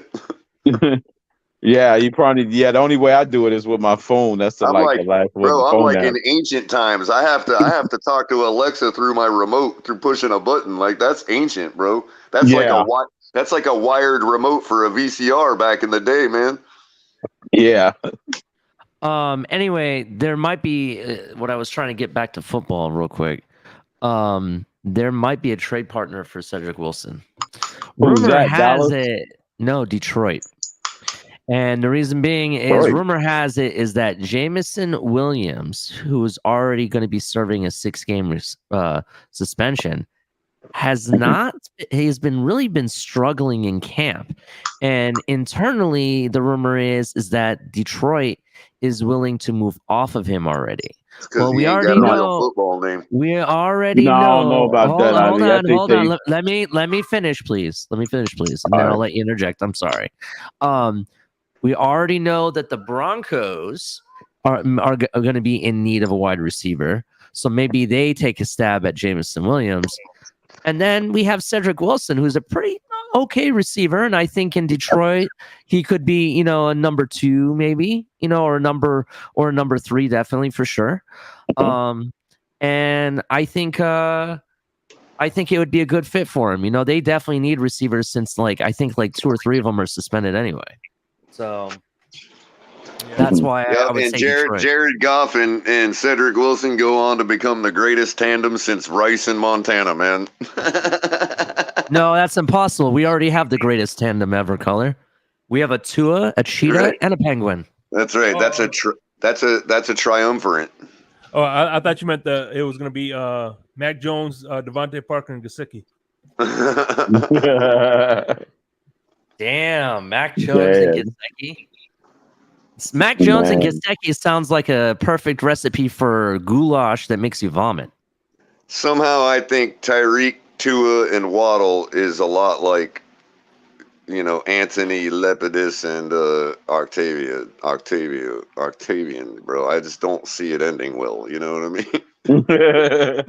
Octavian. I'm gonna be on the other. I'm on the other betting side, bro. That it actually works out well. Just saying. Well, it worked out well for Octavian. Let me tell you. Which one's Augustus, man? Let me tell you. When Tyreek puts up 2,000 yards and you have a Waddle that's putting up 1,500 yards behind him, how is that not a good thing, bro? I'm sorry. Something else. Yeah, given those numbers, it would be. Yeah, and you can't be short of what you did last year. But crypto, if you really think about it, if we had executed when everybody was healthy, right? We were on pace for that, bro. We were on pace to exceed that. That's how ridiculous the numbers were. That's what I don't think. I understand what people, I know why we're cautious to say stuff like that, but the numbers weren't going to lie in the end of it. So Tyreek was on pace for 2,000 yards. Everybody here thought he'd break the record. And, Waddle was going to have more than 1,500, in my opinion, the way he was going. And then we had those slew of bad games and, injuries and everything. So it didn't work out. But this year, I have faith. I have faith that we're going to either put up the same or way more yards, to be honest. So just my opinion. I mean, we could, but the distribution has to be higher. I guess that's true. That's not really good for running backs, so you might be right. That's what I'm saying. Something's got to give. Mm-hmm. For every gimme, there's a gotcha. That is true. So, Dalvin Cook, does he want to come? Is he rethinking that? Since Tyreek said he wants 2,000? I don't know. Can somebody read this for me? What kind of irrelevant question is Green Rat asking now? Color, is the stadium hotel nice or trash? I've never been there, man. I've never had the pleasure. Is he talking about the Buffalo Stadium? What stadium he talking about? I mean, outside. The outside looks like it's a dump, bro, to be honest with you. It looks like some 1985 hotel from Hallandale Beach, bro. It looks like a dump. Which you talking about? I don't know Miami what it looks Garden? like inside. The Stadium Hotel, Crypto. Okay. That's its name, the Stadium Hotel. Oh, okay. Okay. It's a C-rated hotel, bro. Why don't they just make the Hard Rock Hotel the official hotel? I don't know, but somebody's got to mute their TV. Yeah, we're going to get a copyright strike. I think that's Shake Buddy. Plug it into the computer. This is actually I feel like it's just some kind of strip inside that. Sorry, Shake. I had to mute you. We got your TV coming through. Yeah, something good. Pay no attention to the copyrighted material, ladies and gentlemen. Right. Whatever that may be. Well, they didn't say NFL in their talking, so it might not flag the algorithm, you know. Yeah. But Ali, you see what I'm saying? How come the Hard Rock Hotel wasn't made the official hotel? It may eventually, because there is some type of partnership, but I don't know. I think maybe they're waiting for that whole Vegas trip to be developed. Right. Hang on, y'all. You're echoing. Yeah, hang on one. Hey, D1, we Shake Money's gonna send you. Check your Twitter, D1. There should be one to there. Hey, who's the R today? Is that Ron Levy? I can't see. Who's got the R avatar? I don't. No, JR is the only one I see. Not R. No, I mean up here on the panel. Oh, that's Doc. That's Dr. Oh, Reddy. that's Doc. Oh, Reddy, of course. Yeah, Doc Brown. I can't. I'm so blind, man. I can't see the names underneath. Fred's all worried if Tyreek gets 2,000 yards and Waddle gets 1,500 that we're not going to use any of the other wide receivers. Well, there's not enough time in the day to use the other wide receivers. Yeah, there's not enough time. There's not. I mean, no matter that's what, the thing people forget. Even if Tyreek gets 2,000 and Waddle gets over 1,000, it's not like they're going to have buku numbers anyway. Right. We would literally have to. We would have to get like for everybody to eat like that. We would have to have like 3 long bombs a game, to where, and a running back's got to break one to the house for 70 yards. I mean, otherwise, there's not enough time in a game to get all this yardage everybody's talking about. You know what I mean? Like, seriously, we'd have to have a 45 to 15 minute time of possession ratio, and that just, I mean, KC don't even have that. You know?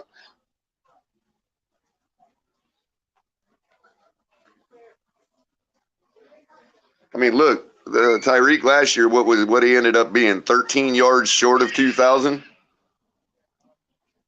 Actually, J.R. Black does have a good point.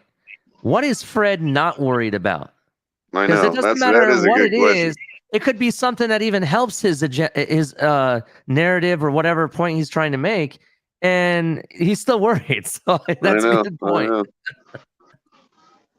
I know. He needs to be worried about them clouds showing up on his horizon, bro. It looks pretty nasty down there, man.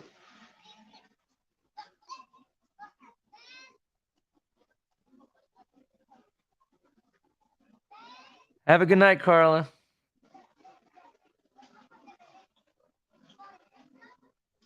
Don't threaten her. Don't order her around.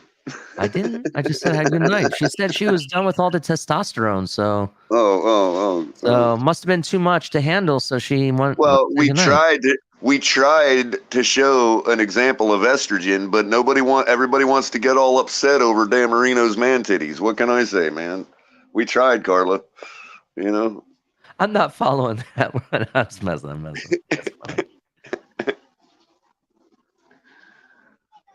There is a preponderance of estrogen in somebody's chest that causes man titties, you know.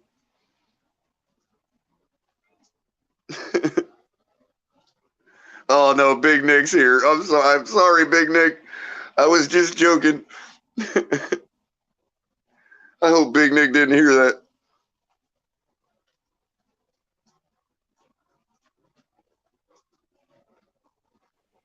Yeah, for some reason it's not letting me do it neither, Shake. D1, if you're still with us, say something to us in the chat.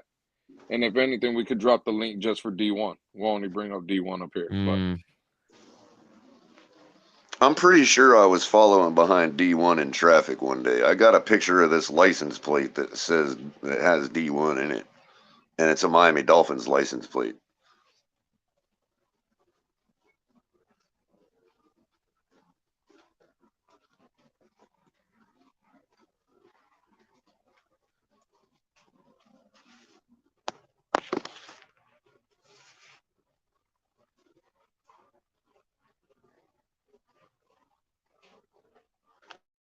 Lewis, I'm shopping billboards in Indianapolis outside Lucas Oil Stadium.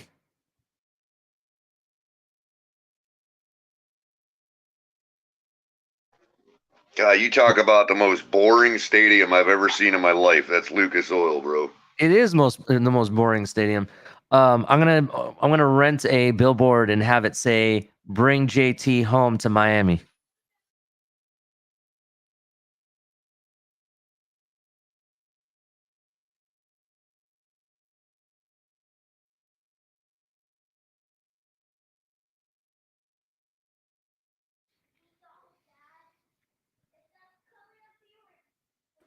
If you want, we could drop the link for the last 30 minutes. See what people got to say. What do you think? Because we're about to shut this down at 8 o'clock anyway. I mean, no, we can open it up if you want. We could talk about Tua's last 5 games where he didn't win. We could do that for the last 30 minutes.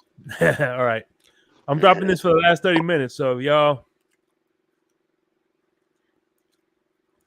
hopefully, D1 is in the building. So.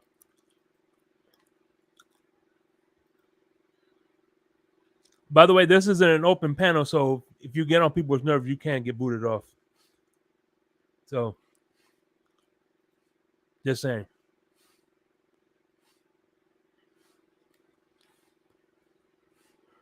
Oh, man. So how was your day, Lewis? How was your weekend?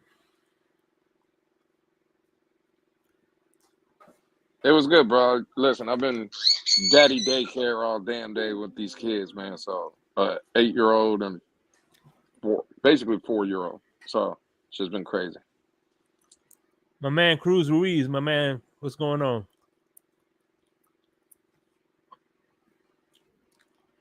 There we go. Fred Dunlap. We got. Oh, great. This should be fun.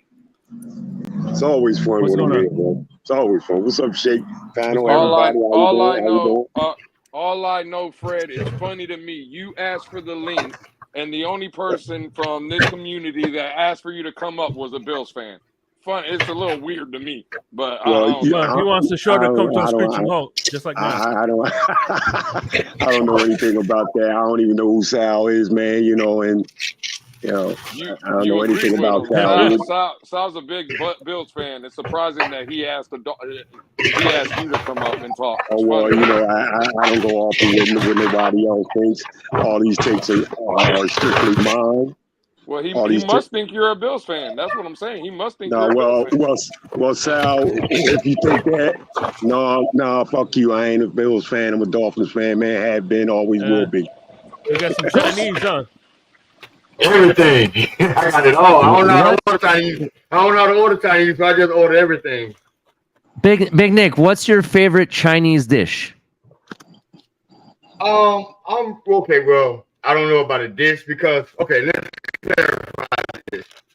If you've never seen a Chinese funeral, you've never eaten Chinese food. So this is their fast food. My favorite fast food is probably the chicken wings, but I am really starting to fall in love with that General Tso spicy chicken. Yeah, General Tso's spicy chicken is really good. I have to agree. My favorite is Mongolian beef. So that's usually. I haven't tried it yet. It's they make it right. It's spicy. Hey, my go-to is sweet and sour chicken without the sauce, shrimp fried rice with some Southern wine. That sounds good, actually. Hey, yeah. Big Nick's favorite Chinese food is Tua wet tape. Hey, so I came up here Tua wet tape. Is this a food channel or a sports channel? I just came up here for 2 reasons. First reason is I hope color get a toe fungus that won't go away. I knew you were coming up to say something to me, bro. I knew it. I hope he gets the toe fungus that won't go away. And also the reason Hard Rock isn't the official hotel, they haven't paid for it. Damn, a toe fungus that never healed, bro. That's ruthless, man. Hey, that's what you get, man, for talking about the GOAT, man. All right, I got you. That's my penance. It's blasphemy. I keep telling you that it's blasphemy, man. So, Enos, we'll get some real football takes here then. What's on your mind, my brother? What are you looking forward to seeing tomorrow, man? Just the continued excellence of Cater. Like, I talked to somebody that was there. They said every time him and Tyreek's on the field, he's shadowing him. He's not making no plays on Cater. So I take that. I'm running with that. Like, I'm good. People can be out here panicking if they want to. And other people's fan bases booty clapping and all that. Season's over. That's good. Just keep them receipts. I'm keeping receipts. I'm not worried at all. Spaces is recorded. Yeah, I'm not worried at all. Saying crazy shit. Just remember it's recorded. Definitely. I'm not worried at all. And it's if you saw, I don't know if you were there yesterday or whatever, but the defense is rocking and rolling. I'm not worried about this defense at all. I want to say real quick, if you're in the back, it looks like Winter, your device is not connect. Yeah, your device is not connecting. What's up, look, can I get it? What's on your mind, brother? Yo, my bad, you talking to me? Yeah. What's up, man? Hey, I know this is mad late. I just wanted to say to Lewis real quick, man. So the other day or the other week, he was on Clockblockers, and that dude Mark, the Bills fan, was like getting on, and he was like, "Yo, I just want to say one thing." He was like, "I invoke my right to have Mark voted off the panel."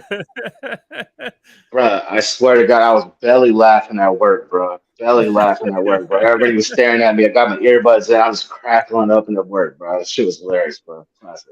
Loved it. Well, that's all. Hey, well, Moya, listen, I'm here for you, homie. Just know that. You know what I'm saying? I'm here for you. Appreciate it, man. Appreciate it. Hey, I think that, like over the years, man, Dolphins drafts is like we couldn't draft people that could come in and be day one starters. I think we have one, and we need to just go ahead and let him start, man. Meaning Cam Smith. There's our day one starter right there.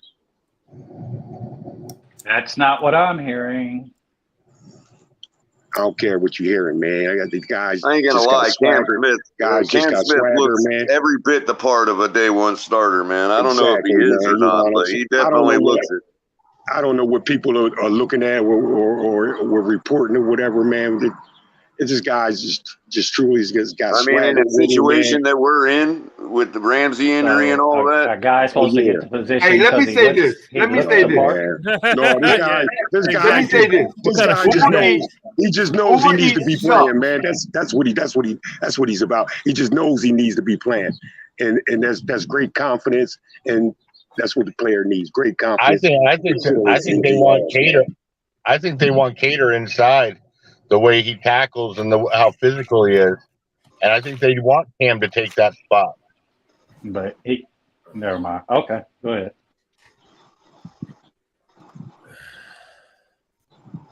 They have another. Hold on.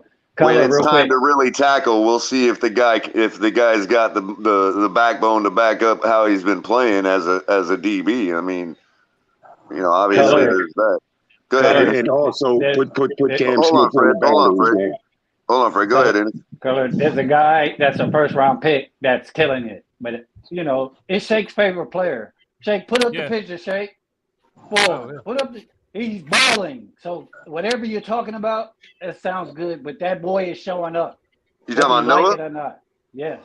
Noah's hey, bro. I'm with you on that, bro. I'm with you on that. He is killing it with the first team. This is from people, not media. My homies that went to the practice today said Noah is killing it.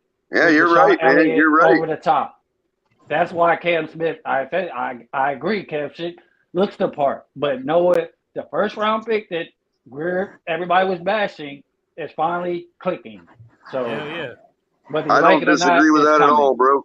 I don't disagree with that at all. I'm not saying Cam Smith will be the day one starter. I'm saying that he fits the bill is all I'm saying. You know what I mean? Like there's still a pecking order, obviously, because every one of our guys are pretty much that good.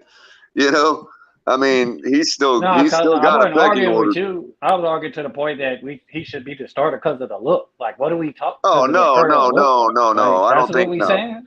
No. he should only be the starter if Vic Fangio sees it fit for him to be the starter. That's my opinion. But you know what I mean? Raekwon looked like he should be the first player off the bus, but we all know how that translates to the field, right? Yeah. I mean, if we go on pure eye test of us, man, there's a lot of people that I think should be starting over other guys. But, you know, like I said, if Fangio sees fit to start him, then I'll trust that. But nah, just looking like a day one starter don't mean you should be the day one starter. You're right, man. I tell you, Color. You know what? You're right. You're right. Looking like you should be the day one starter. No, Echo. But would you just? Well, no. I mean, he could be that good, Fred. What I'm saying, Fred, is he could be that good. He could truly be a day one starter, but that doesn't mean he's better than the worst guy on our team. We got really good DBs. You know what I mean? So there's a pecking order. So I don't think he will be the day one starter. Of course, my money is still on Cater. That much confidence like that. Guy with that much confidence like that walks around with a swag like that.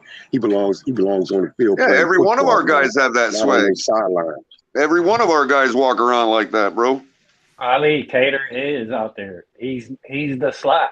That's when the guy goes in motion, the best player, he's gonna trail the best player on their team. And Cater's the best tackler on our team, bro, in the open field, man. It just is what it is. Lewis and I had this long, drawn-out conversation about that. I still think Cater's the second CD on this roster, even outside. I don't care. He could play both. I love Cater just as much. What's up, Steven? How you doing? What up? I just was gonna say I appreciate you, Steve, for coming up here as a Twitter guy. So that's Steve /Robert. Yes. Oh, cool. What's up, Steve? What up, Color? Yeah, man. So I love Cater Coon more than anybody else here. However, this Ivan Smith. I think Cam Smith is going to be something special, bro. I love Cater too, but I still think it's going to be Cater and Cam Smith. Those are going to be the three corners primarily. Well, I got to say, you was missing first. I mean, I'm not against it, but I still think Cater's gonna be better than Cam, and even outside, it just me, I guess. 2626. Big Nick, I can tell you this: if we're on a 3rd and 3, and you're asking me to put the guys on the field to make sure that ball don't get past 3 yards, Cater is one of the guys that are going to be on the field for me. Cater, Trill, and X. That's exactly who I'm putting. I'm like this. I can't see Brandon Jones starting at safety. I can't see that. I don't want to see that, man. And another thing, man, I got questions with Nick Needham too. Somebody taking his job. Yeah. Cater. That job is Cater's. You got bad vision in the way first place, Fred. They was running a lot of 4-2. Fred think the NFL is Madden. He think the NFL is Madden 24, man. That's what I don't do a damn thing with Madden. I'm too old to play games. I'm too old to play games. But however, I know what I see on the football field every damn Sunday. Yep. Can I ask an honest question? Is Nick Needham just a tad bit, tiny bit overrated though? Not at corner. I think he's much overrated. But here's not a slot. But here's the thing. I think he's a good depth piece. I definitely do. I just can't see him as a starter having Cater and everyone else here, to be honest. I will say with Cater on the field, no. Cater. But you put Nick Needham on pretty much any one of 28 other teams. Cater's their starting slot. But here's the thing, he's gonna be a slot. I think he's a slot cornerback. I don't think he's a boundary cornerback. Everybody's saying no. Boundary. Needham. Although I do want to say one thing. I do want to say one thing to that, Shake. Maybe if you're talking boundary in the regards of covering a guy and this and that, I'm not going to argue with you guys. You know what I mean? But when you're talking about containing a boundary on a toss sweep, there ain't no running back going to take the corner on him. He's such a good open field tackler, and that has been beneficial to us last season in certain stoppages. You know what I mean? Where, you know, the containment gets broken on the edge, and there's Cater coming up at the corner spot to make that tackle. You know, I mean, that can be pretty helpful, but I think there's a handful of teams as far as coverage goes, I ain't going to argue. I think there is a handful of teams he could be a boundary corner against just because their wide receiver room. Like, if it's not the most athletic, if they're more like, or I'm not athletic, but speed wise, if they're the more of a slower wide receiver room, Needham 100% can face for face with guys. But if you have a dude who's just a straight burner, he's not going to be able to keep up. Bro, a year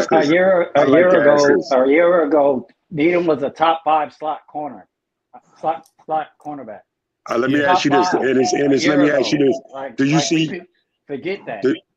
Ennis, do you see Nick Needham going to another? Have you seen a game that Nick Needham has cost the Miami Dolphins in 4 years? In 3 years, have you seen a game Nick Needham has cost the Miami Dolphins? I'm gonna tell you like last year. I see against the man. Look, man. I'm gonna tell you what I seen. It can go to your question. I seen. I don't know if it was a playoff game against the Bills, regular season game.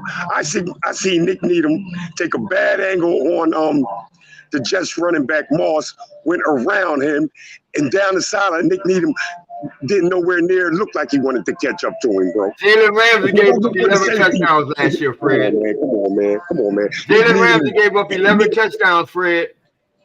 I seen running back do that to Baker. Let me ask you something. Running back do that to Baker. Do you see Nick Needham going to another team and starting? Yes. 28 other teams, yes. Absolutely. At least. Okay. Absolutely. I'm gonna tell you. He's been one for 3 years. What are you talking about? He's been a starter with us for Who's the Bills slot corner? Nick Needham has been a starter with the Miami Dolphins for 3 years, Fred. Of course he has, man. And Nick Needham fairly greatly overrated, bro. Cut it out. Oh my Hold God. on, what's the question? I missed out on that. What's the question?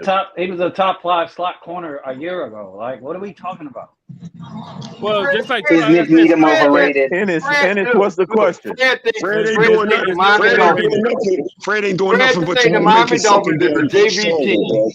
Fred thinks the Miami Dolphins is a JV team, but he hopes we win the Super Bowl. That don't make sense to me. You don't know what I hope, Nick. He thinks we're JV squad. I hope we do win a Super Bowl. He thinks we're a JV team. He really do believe we're a JV squad. Everybody sucks on his team. I know. He asked if Nick Needham was overrated. Nick, everybody don't suck on my team, man. Everybody don't suck on my team. They just suck at certain positions, bro. I know a Bills fan. Don't try to do me like that. Come up here. I know a Bills fan asked Fred to come up here. I know that. That's all I know. Those are the facts. Wait a minute. You Fred a part of Bills Mafia right now? Nick Needham's only overrated to Dolphin fans. Outside the league, he's not overrated. He's a good slot corner in the league. Nick Needham has been a 3-year starter in the NFL, man. But we want to see an undrafted dude play in the spot. We got a question because he was better. We want to see an undrafted dude take his job. We got a question. You know, which one is it? Which one is it? We want an undrafted dude to replace him. Hey, Fred. Cater was. He is. You know that Needham is undrafted too, right? Yeah, I know he's undrafted. And he only got the opportunity like that because Needham got hurt. So what are you talking about? Exactly. Hey, Fred, you know. Nick Needham was getting burnt and beat before he got hurt, bro. So come on now. How was he a top 5 corner in the league? Like you can't. He's not no top 5. He ain't no top 5 corner in the league to me, man. You gotta be crazy. Are you listening? Gotta be crazy. Hey, Fred. An undrafted quarterback just went into the Hall of Fame, Fred. An undrafted quarterback just went into the Hall of Fame, man. You going on eye test and your eyes are wrong. Who was he? Who was he, Nick? Who was it? Who was it, Nick? Who was it? You ever heard of the greatest Who was the quarterback, Nick? I just asked you who the quarterback was. He's talking about Kurt Warner. Okay, man. Kurt Warner was great.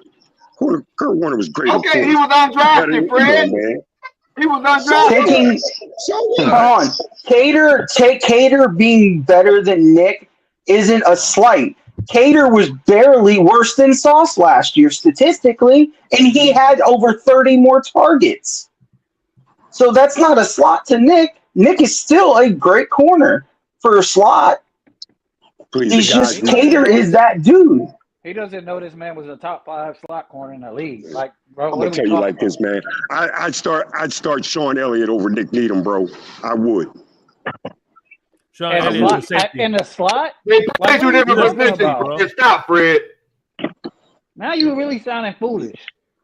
You want a strong safety to start over a cornerback in the slot, bro. What the hell kind of sense does that make? The boy skills is like that. The boy skills makes as much sense as tits on the bull. That boy can play. That boy can play that. Please. Yeah. Sean Elliott cannot play slot corner. Man, miss me. Look. If he could play slot corner, he would be a slot corner. He might can play, but he can't play corner. Look, I've seen Isaiah McKenzie just toast Nick Needham, man, all day. Every time they play, bro. Jalen Ramsey gave up 11 touchdowns. Jalen Ramsey gave up 11 touchdowns last year. You guys are overhyping Nick Needham, bro. Cut it out, man. Cut it out. What does that have to do with Deshaun Elliott playing slot corner? Stop moving the goalposts. Elliott can do that. When have you seen him in his career? He can do that. I haven't seen it, but I don't put it. So you haven't seen it, so you think he can do it? Hey, Fred. You haven't seen it. Okay. Hey, Fred. Hey, Fred. Jalen Ramsey was a top 5 draft pick. He gave up 11 touchdowns last year.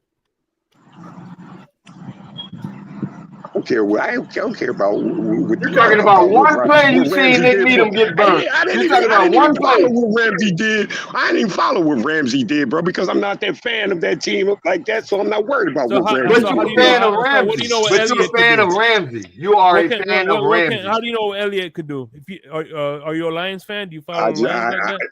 I just know it, man. I know. I just see better attributes than Nick Needham, bro. Simple as that. How many games of Elliott have you seen? I've seen highlights. Okay, I'm talking about games. Forget highlights. I've seen highlights. I can show you Nick. I don't watch nothing but Dolphin games. And I see Nick Needham get trashed all over the field, bro. You can make everybody look good with highlights, bro. What the hell are you talking about? Well, I watch all the games. I can make Noah look like a top 5 corner. Specifically Buffalo. Isaiah McKenzie abuses me. There you go, Shake Money. That's a biblical statement right there, Shake Money. No, it's him. Let him know it.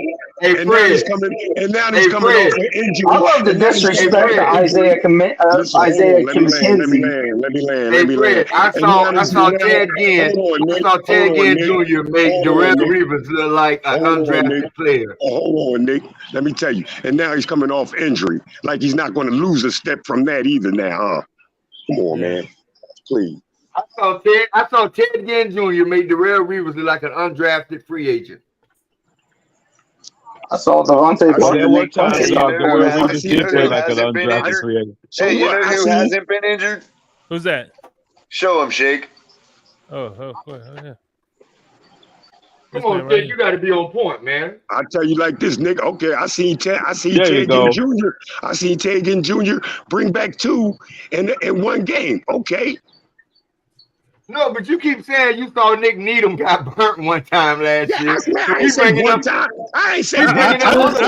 I seen Xavier Howard get burnt. Bro, I seen Nick Needham. I watched Devontae Parker burn Jalen Ramsey. There has not been a high bar to meet, Shake Buddy. I thought Devontae Parker roast Stephon Gilmore. Exactly. Like one play doesn't make nothing.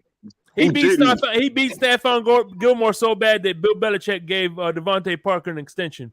Stephon Gilmore walked. Stephon Gilmore, he was coming to his days too, wasn't he? No, he was a defensive player of the year. Listen, he was a defensive I watched Lynn Bowden Jr. How many goals Stephon got? How many bowls he got? All right. I've seen Lynn Bowden Jr. and Preston Williams burn J.C. Jackson. Like, how many bowls he got? All right. What are you talking about? Bowls? He was a defensive player of the year. How many bowls he got? Bowls of cereal? Bowls of oatmeal? What the hell are you talking about? Bowls? Right. That's what I'm saying. I mean, bowls of cornflakes. How many Super Bowls he got, bro? Come on, He's man. got a couple. He won. Remember, he won some with the Patriots. That's bad. With the Patriots. Then he must I've have been seen doing a bunch of people burn Terrell Buckley.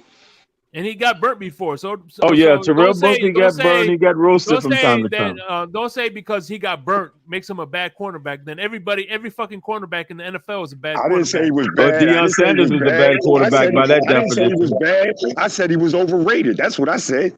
Okay, that's sounds like the people who say Sauce Gardner was better than Tariq Woolen last year. Ain't a whole lot of substance. Overrated means that he's bad. That's what that's you're saying. Everybody's saying he's good, but no. Yeah. He's overrated. Overrated nobody's saying that Nick Needham is Deion Sanders.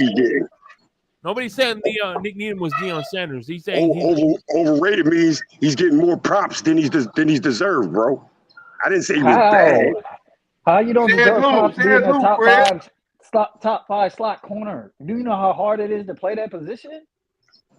The last time we had a top five slot corner, we paid him, and he moved to safety, and now he's not on the team. So what's the problem, Fred? Who knows? My problem is, man, I don't want to see Nick Needham starting this year. That's my problem. But don't say who do you want to start, Fred? That's what I said. I said I don't want to see him starting this year. Let him back up and start. But you saying he's overrated? Nobody's overrated. He is overrated. Okay. All right. By whose definition, Fred? By my definition, I'm talking to you. By my definition. I don't care about what he's saying, nothing like that. Man, y'all know you can't tell Unc nothing. By the way, this is why he's a VIP in Pete's panel.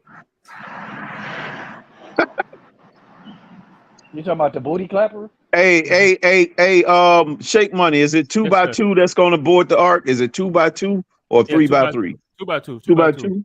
We're housing cheetahs, penguins, giraffes, you name it. There you go. Hey Fred, how do you feel it's written in the word. How do you feel about Fred? And we added one more biblical piece to the backfield, the forbidden fruit Eli apple. Exactly. Did y'all see that tweet? We having church this season, goddammit. Did y'all see that tweet that came out? It was like I asked Greer to cook, and he said all I could do was give you an apple. I like the Eli apple signing. Exactly. All he can do is serve up that delicious apple pie. What are you saying, so if a player goes from 46.2 to 65.7, 68.7, and 60, what is it? 60, let me go. There it is. 66.5 last season with the minimum games he played. Yeah. What are we talking about? I know. I don't argue with Fred though. Like, I don't know what eye test he's talking about, but the metrics. It's not Walmart eye test. The numbers don't lie. Men lie, women lie, but the numbers don't. And then Fred just said he like Eli Apple, who's on his I said I like the signing. Yeah, I like the signing. He's on his 12th team. He's on his 12th team, and what's the name has been right here starting for the past 3 years. I like the signing. That's all. That's merely all I said. I like the signing. He's been getting toasted his whole career. His whole career. I actually like the signing. But want to talk about Big Needham getting toasted? Like, are we serious right now? I'm serious like that. Get tossed his whole career. Toast. Fred, it ain't no guarantee Eli make the team, Fred. I just said I like the signing. You're right, it ain't no guarantee, but I like the signing. Yeah. Okay. And if you ask me why, he's been out there. If you ask me why, how come nobody else has signed him already? Okay, how come nobody signed Dalvin Cook? Plenty of guys out there ain't nobody signed yet. You know who never saw free agent?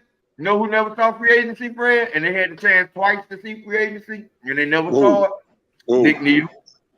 I knew that's where I was going. But you know who they not talking about every day like they talking about Dalvin Cook? Eli Apple when he was a free agent. So don't do that. And just why, and just why, and just why, and Nick, and where is that? And where's the secondary been since system years that he's been a free agent? Where's our secondary been? Where's our secondary been, bro? Outside of last year with all the injuries, Miami Dolphins has put up consistently top 10. Don't give me that. Don't give me that. Don't give me that because of the injuries. They was getting toasted. That's actually true. When they was healthy, I know bro. it's true. You don't know it's true. I know it's true. Secondary been getting toasted when it wasn't. We lost 40% of our team, like legitimately 40% of our defense. How are they not getting cooked? I was amazed we did as well as we did. Still hanging on the guys like Nick Needham, man. Come on, man, please. Nick Needham has only played on a top 10 secondary his entire career as a starter.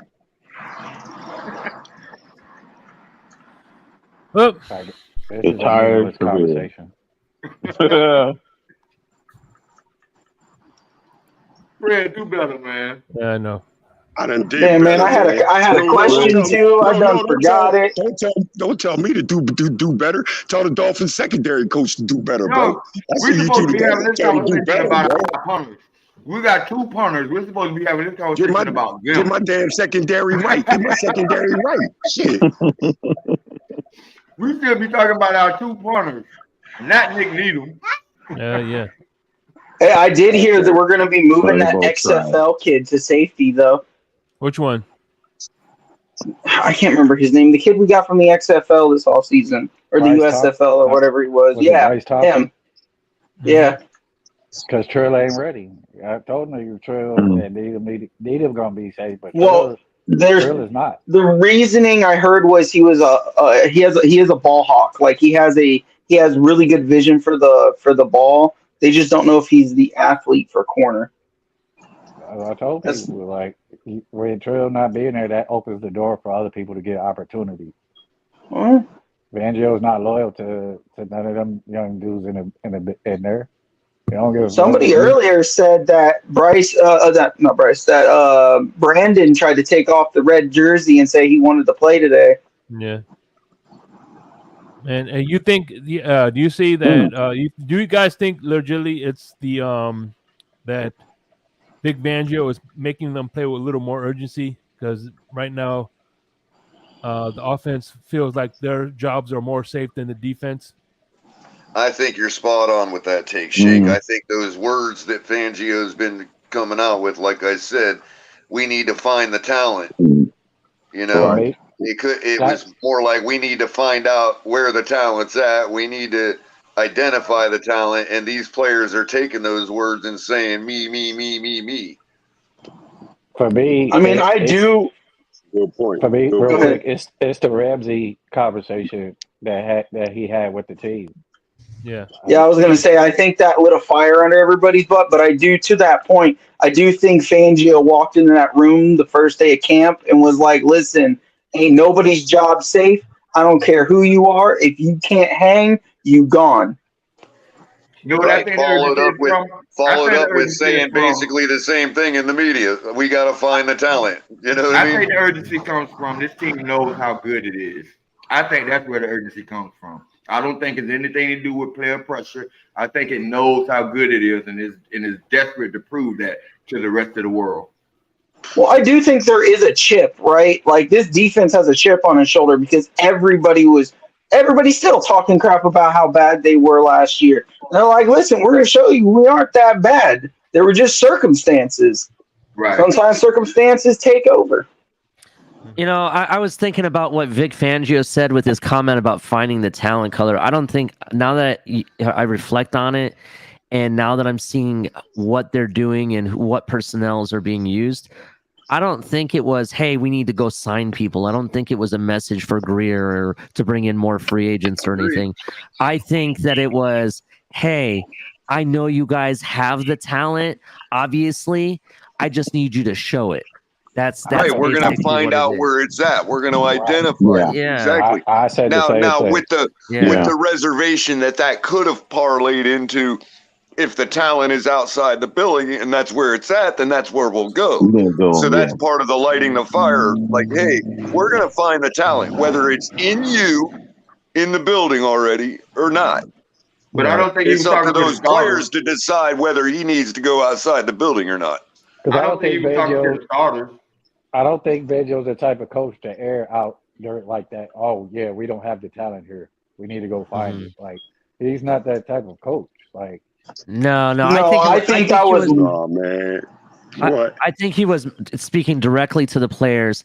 I know you guys have the talent, kind of a thing. Just show it to me. I need you to show me what you got. Show me where it's at. Jimmy Johnson used to do that. So I don't know if y'all remember or not, but Jimmy Johnson used to put out, like, he would have all the media guys on like a Saturday or after practice or whatever, just kind of sit and chill, and he would just talk about the players he wanted to step up. He would talk about them like they were trash to the media, right? And like trying to light a fire under their ass. Well, again, as Lee just stated, it's like he's saying to the team, right? I know it's here. Show me where it's at. I need to find it. Show me where it's at.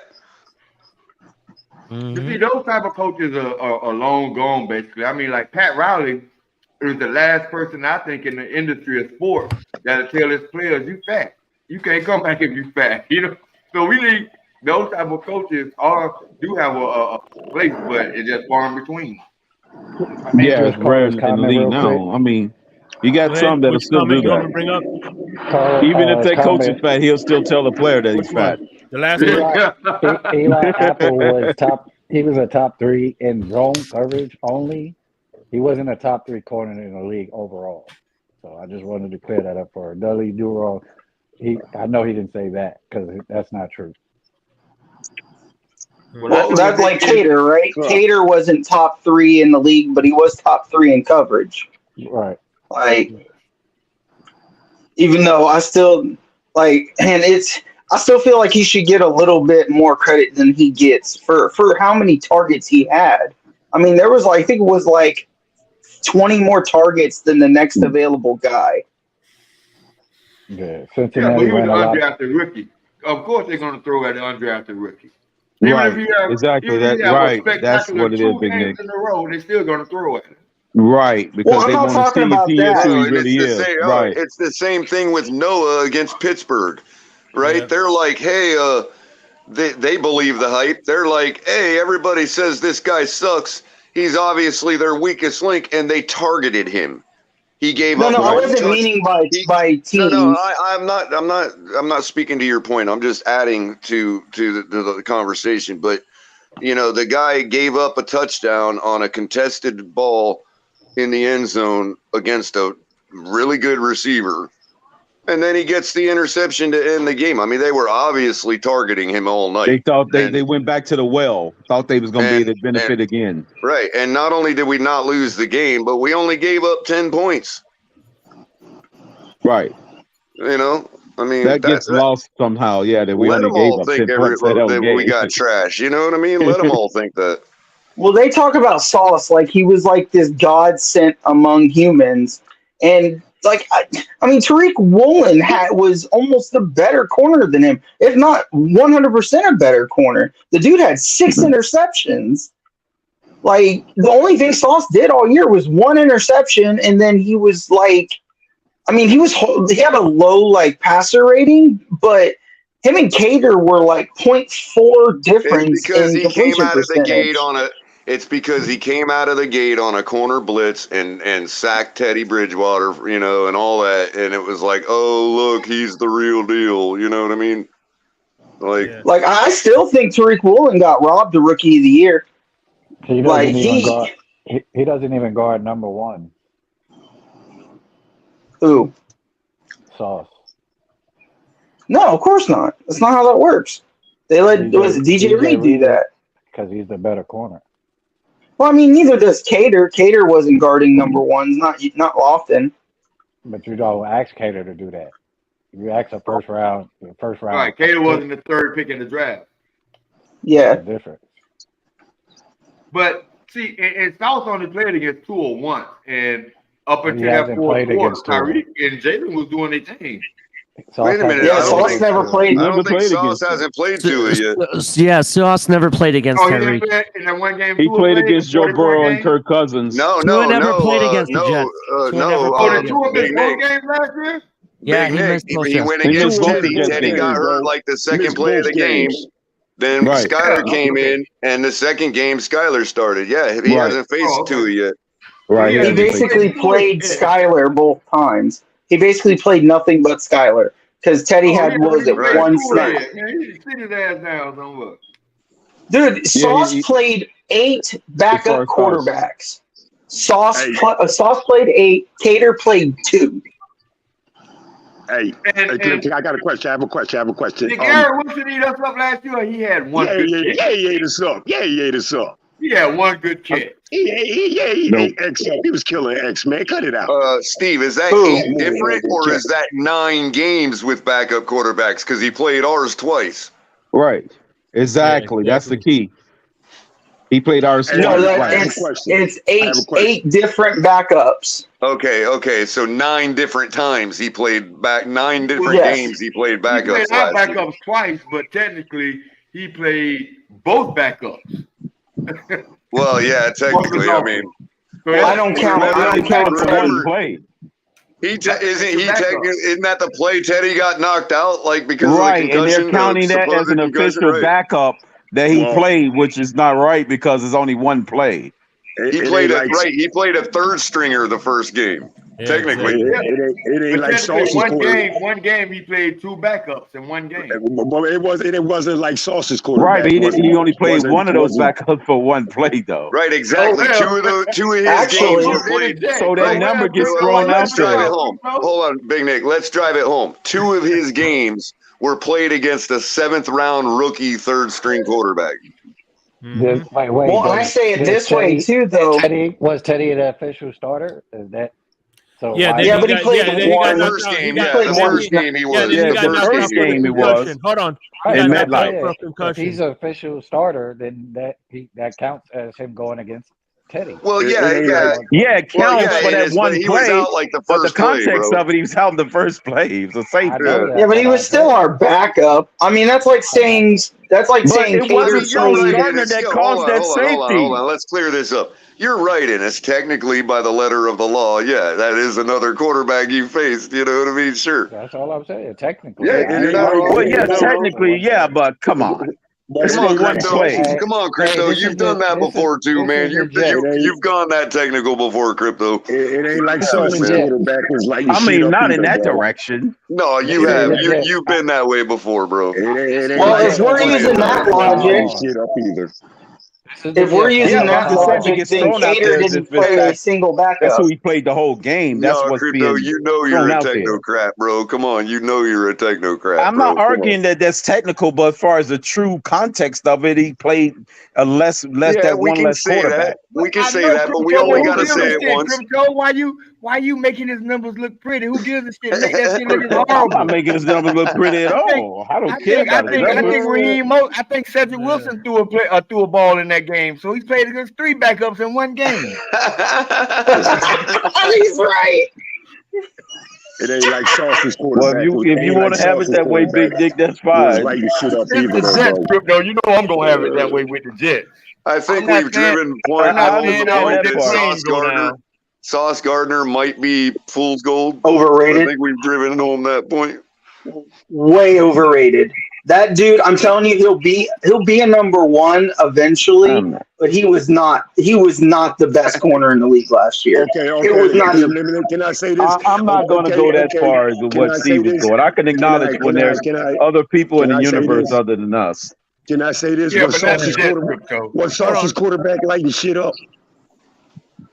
I mean, eventually us Earthlings going to realize that there's other people in the universe. I know Sauce's quarterback is ours now, so I don't know, man. What is Mike White lit it up for one game. What does his quarterback have to do with his? Because you're talking about Sauce went up against backup quarterbacks, 9 non-starters, whatever. It ain't like his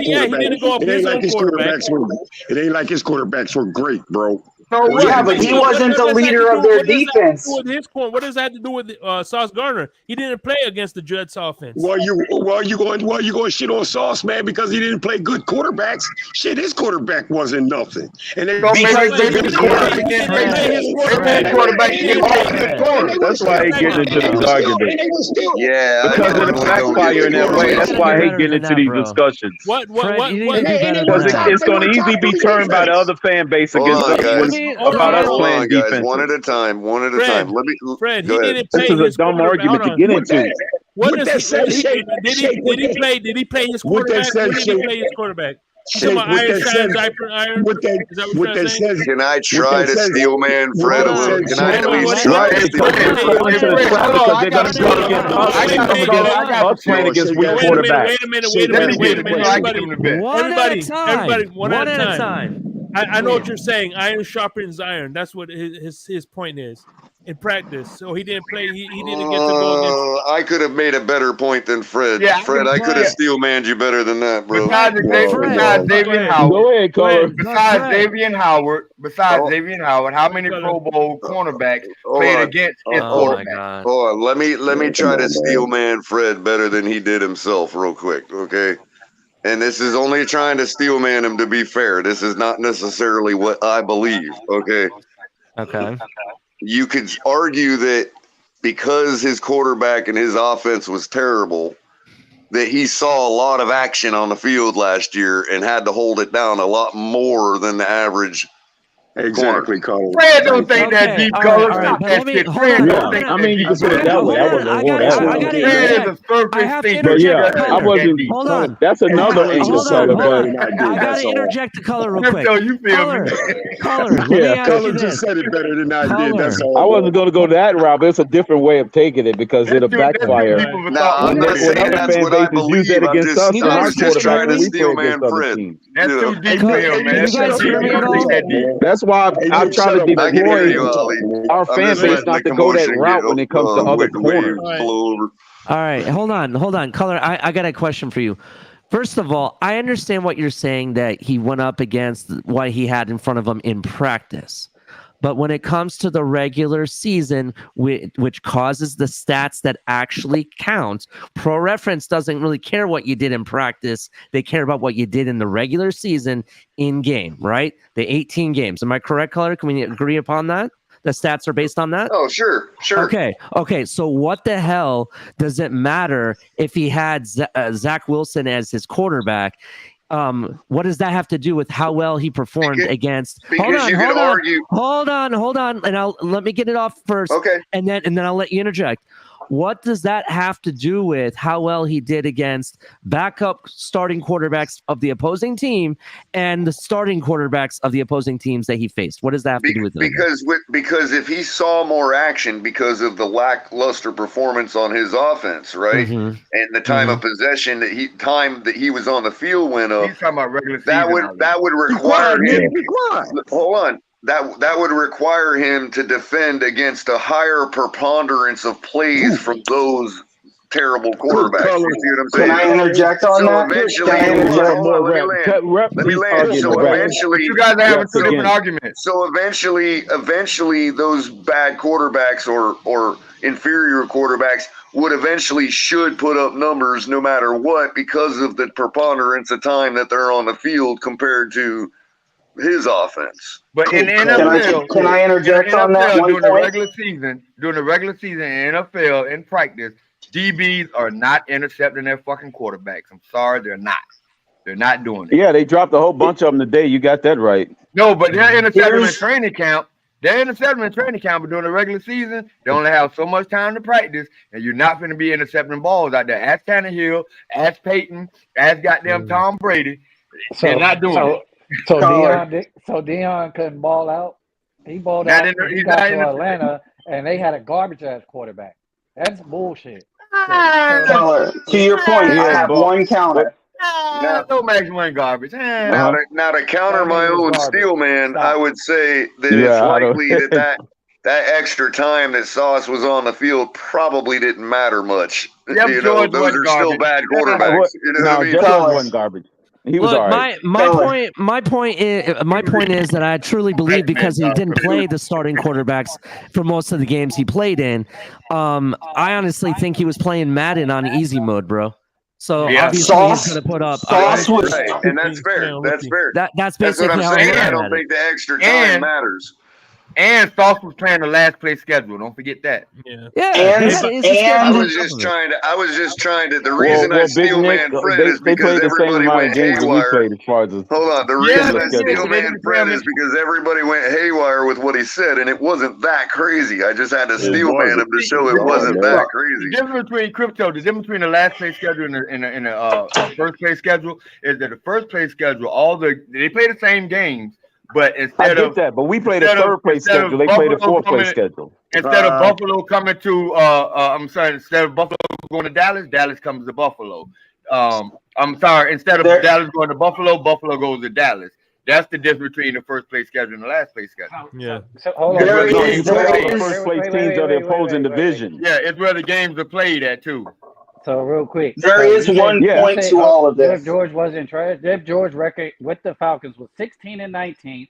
Best completion percentage season was 60.5 of his career with 50 touchdowns and 32 interceptions. Like, what are we talking about? Y'all Joe George was that dude. He never played with nobody, man. His team was trash. All those teams with the Falcons and Colts. Yeah, Joe George was that dude. Look what he did. Yeah, that team was garbage. That dude. Can I make one point? I gotta shut this down. You do you and Ali want to continue, or are you gonna try to I'm shut good, it down? bro. I got an early day tomorrow. Yeah. I know. He has to be up early because not only is he going to camp, he has top of the tailgate with myself, which we are doing tomorrow. I know. Right, Can I make one more point? All right. So let's get some final thoughts around here. So anybody who wants to go first for final thoughts? My final thought. I'll give a final thought about that Jeff George thing. Jeff George was the Jay Cutler of his day. Thank you. I disagree with that. I disagree with that. Jeff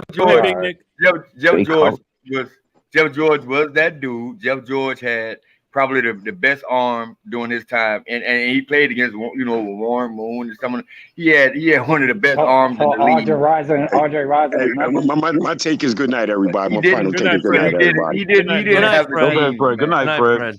He was the number one overall draft pick, so he went to a sorry ass team. They never built around. Andre Rison wasn't nobody. I mean, Jeff George put up numbers, man. Jeff George. How many other people said with him? Jeff George played. I think he played until he was like 40 years old, man. Adrian Crumpler was nobody at tight end as well. Like, y'all forget the team. Y'all just think the team was nobody there. They had players there. Eric Dickerson, didn't they have Eric Dickerson with him there? No, they did. It was at the tail end of his career. Yeah. But right now, if Jeff George came out of college right now in next year's draft, he will be drafted, man. Like Justin Herbert. First round. Like, what are we talking about? Justin Herbert. No, he's not even close. Yeah, okay, he might be Justin Herbert. I might give you that. He might be Justin Herbert. Damn. I'm out. Okay. Yeah, man. All right, Dennis. I appreciate you coming through, He's a better version of Sam Bradford. Appreciate you. Nasty work. Appreciate you, man. Good show, man. Appreciate you guys. Friends up. Friends up. Can I get one? Yeah, man. First of all, let me thank you on behalf of myself and Lewis. This are the Smoke Lounge. We appreciate you for coming up and joining the Finn's Tailgate, and of course Ali, and I'm sure Ali and Colors share the same sentiment. Thank you for coming through, man. Definitely. Fred needs help, man. We got to help Fred. He's getting worse than Pete. Good luck on that endeavor. Go ahead, Steve. I had one point I was wanting to make before we ran out. So on the Sauce thing, which is what I was trying to say to Color, he was on the field more often, but he only had the 20th most targets of all corners active in the league. Yeah, that would constitute you locking down the other guy too. It didn't really matter, right? I mean, it can go in either way because that means you're locking down people. Nobody want to go in your way. I'm with that. Y'all have a good night. I wasn't really. It was just a steal, man. Everybody have a great one. Fins up. Thanks, Shake. All right, I'm gonna close this down right now. Shake money. All right. Well, thank you very much, man. Appreciate it. All right, man. Be safe, y'all. All right. Yeah, man. I just want us to fall into that trap again of they'll turn around and turn it against us when we say these guys didn't play against great quarterbacks and all this other stuff, and throw these caveats in there, and then fail to realize that there was not like we played against all starters on our end of the spectrum. When we were putting up great numbers, nobody liked to put the caveats that we were playing against backup secondary corners and all this other stuff. They don't realize other fan bases can use that same argument against us. That's why we trying to tell us to stop it. Don't do that. They're going to turn around and throw it back in your face. Hold on. What backup besides the 49ers games on our winning streak where we were playing a whole bunch of backup secondary people? Yeah. Exactly. Oh, you mean backup secondary? I thought you meant backup quarterback. And then when we were putting up great numbers, we don't like to put the caveat on that. We say no, but they're NFL teams. But when we do it against them, and we say no, don't do that against them. Just let I understand. I was thinking of the quarterback position only. I was like, well, technically at the time, because they'll turn around and use that same thing against Tua. Yeah, and they don't realize they're giving them ammunition to use the same logic. I hear you. So, anyway, good night. Hey, listen, we'll see you Wednesday. Are you guys doing something tomorrow? Color, you and El Capitan are seeing the text, and you guys possibly can do something tomorrow night. I mean, eventually we're going to do something. We're going to give a report from camp at some point. All right, cool. So, fins up. Y'all be safe. Fins up.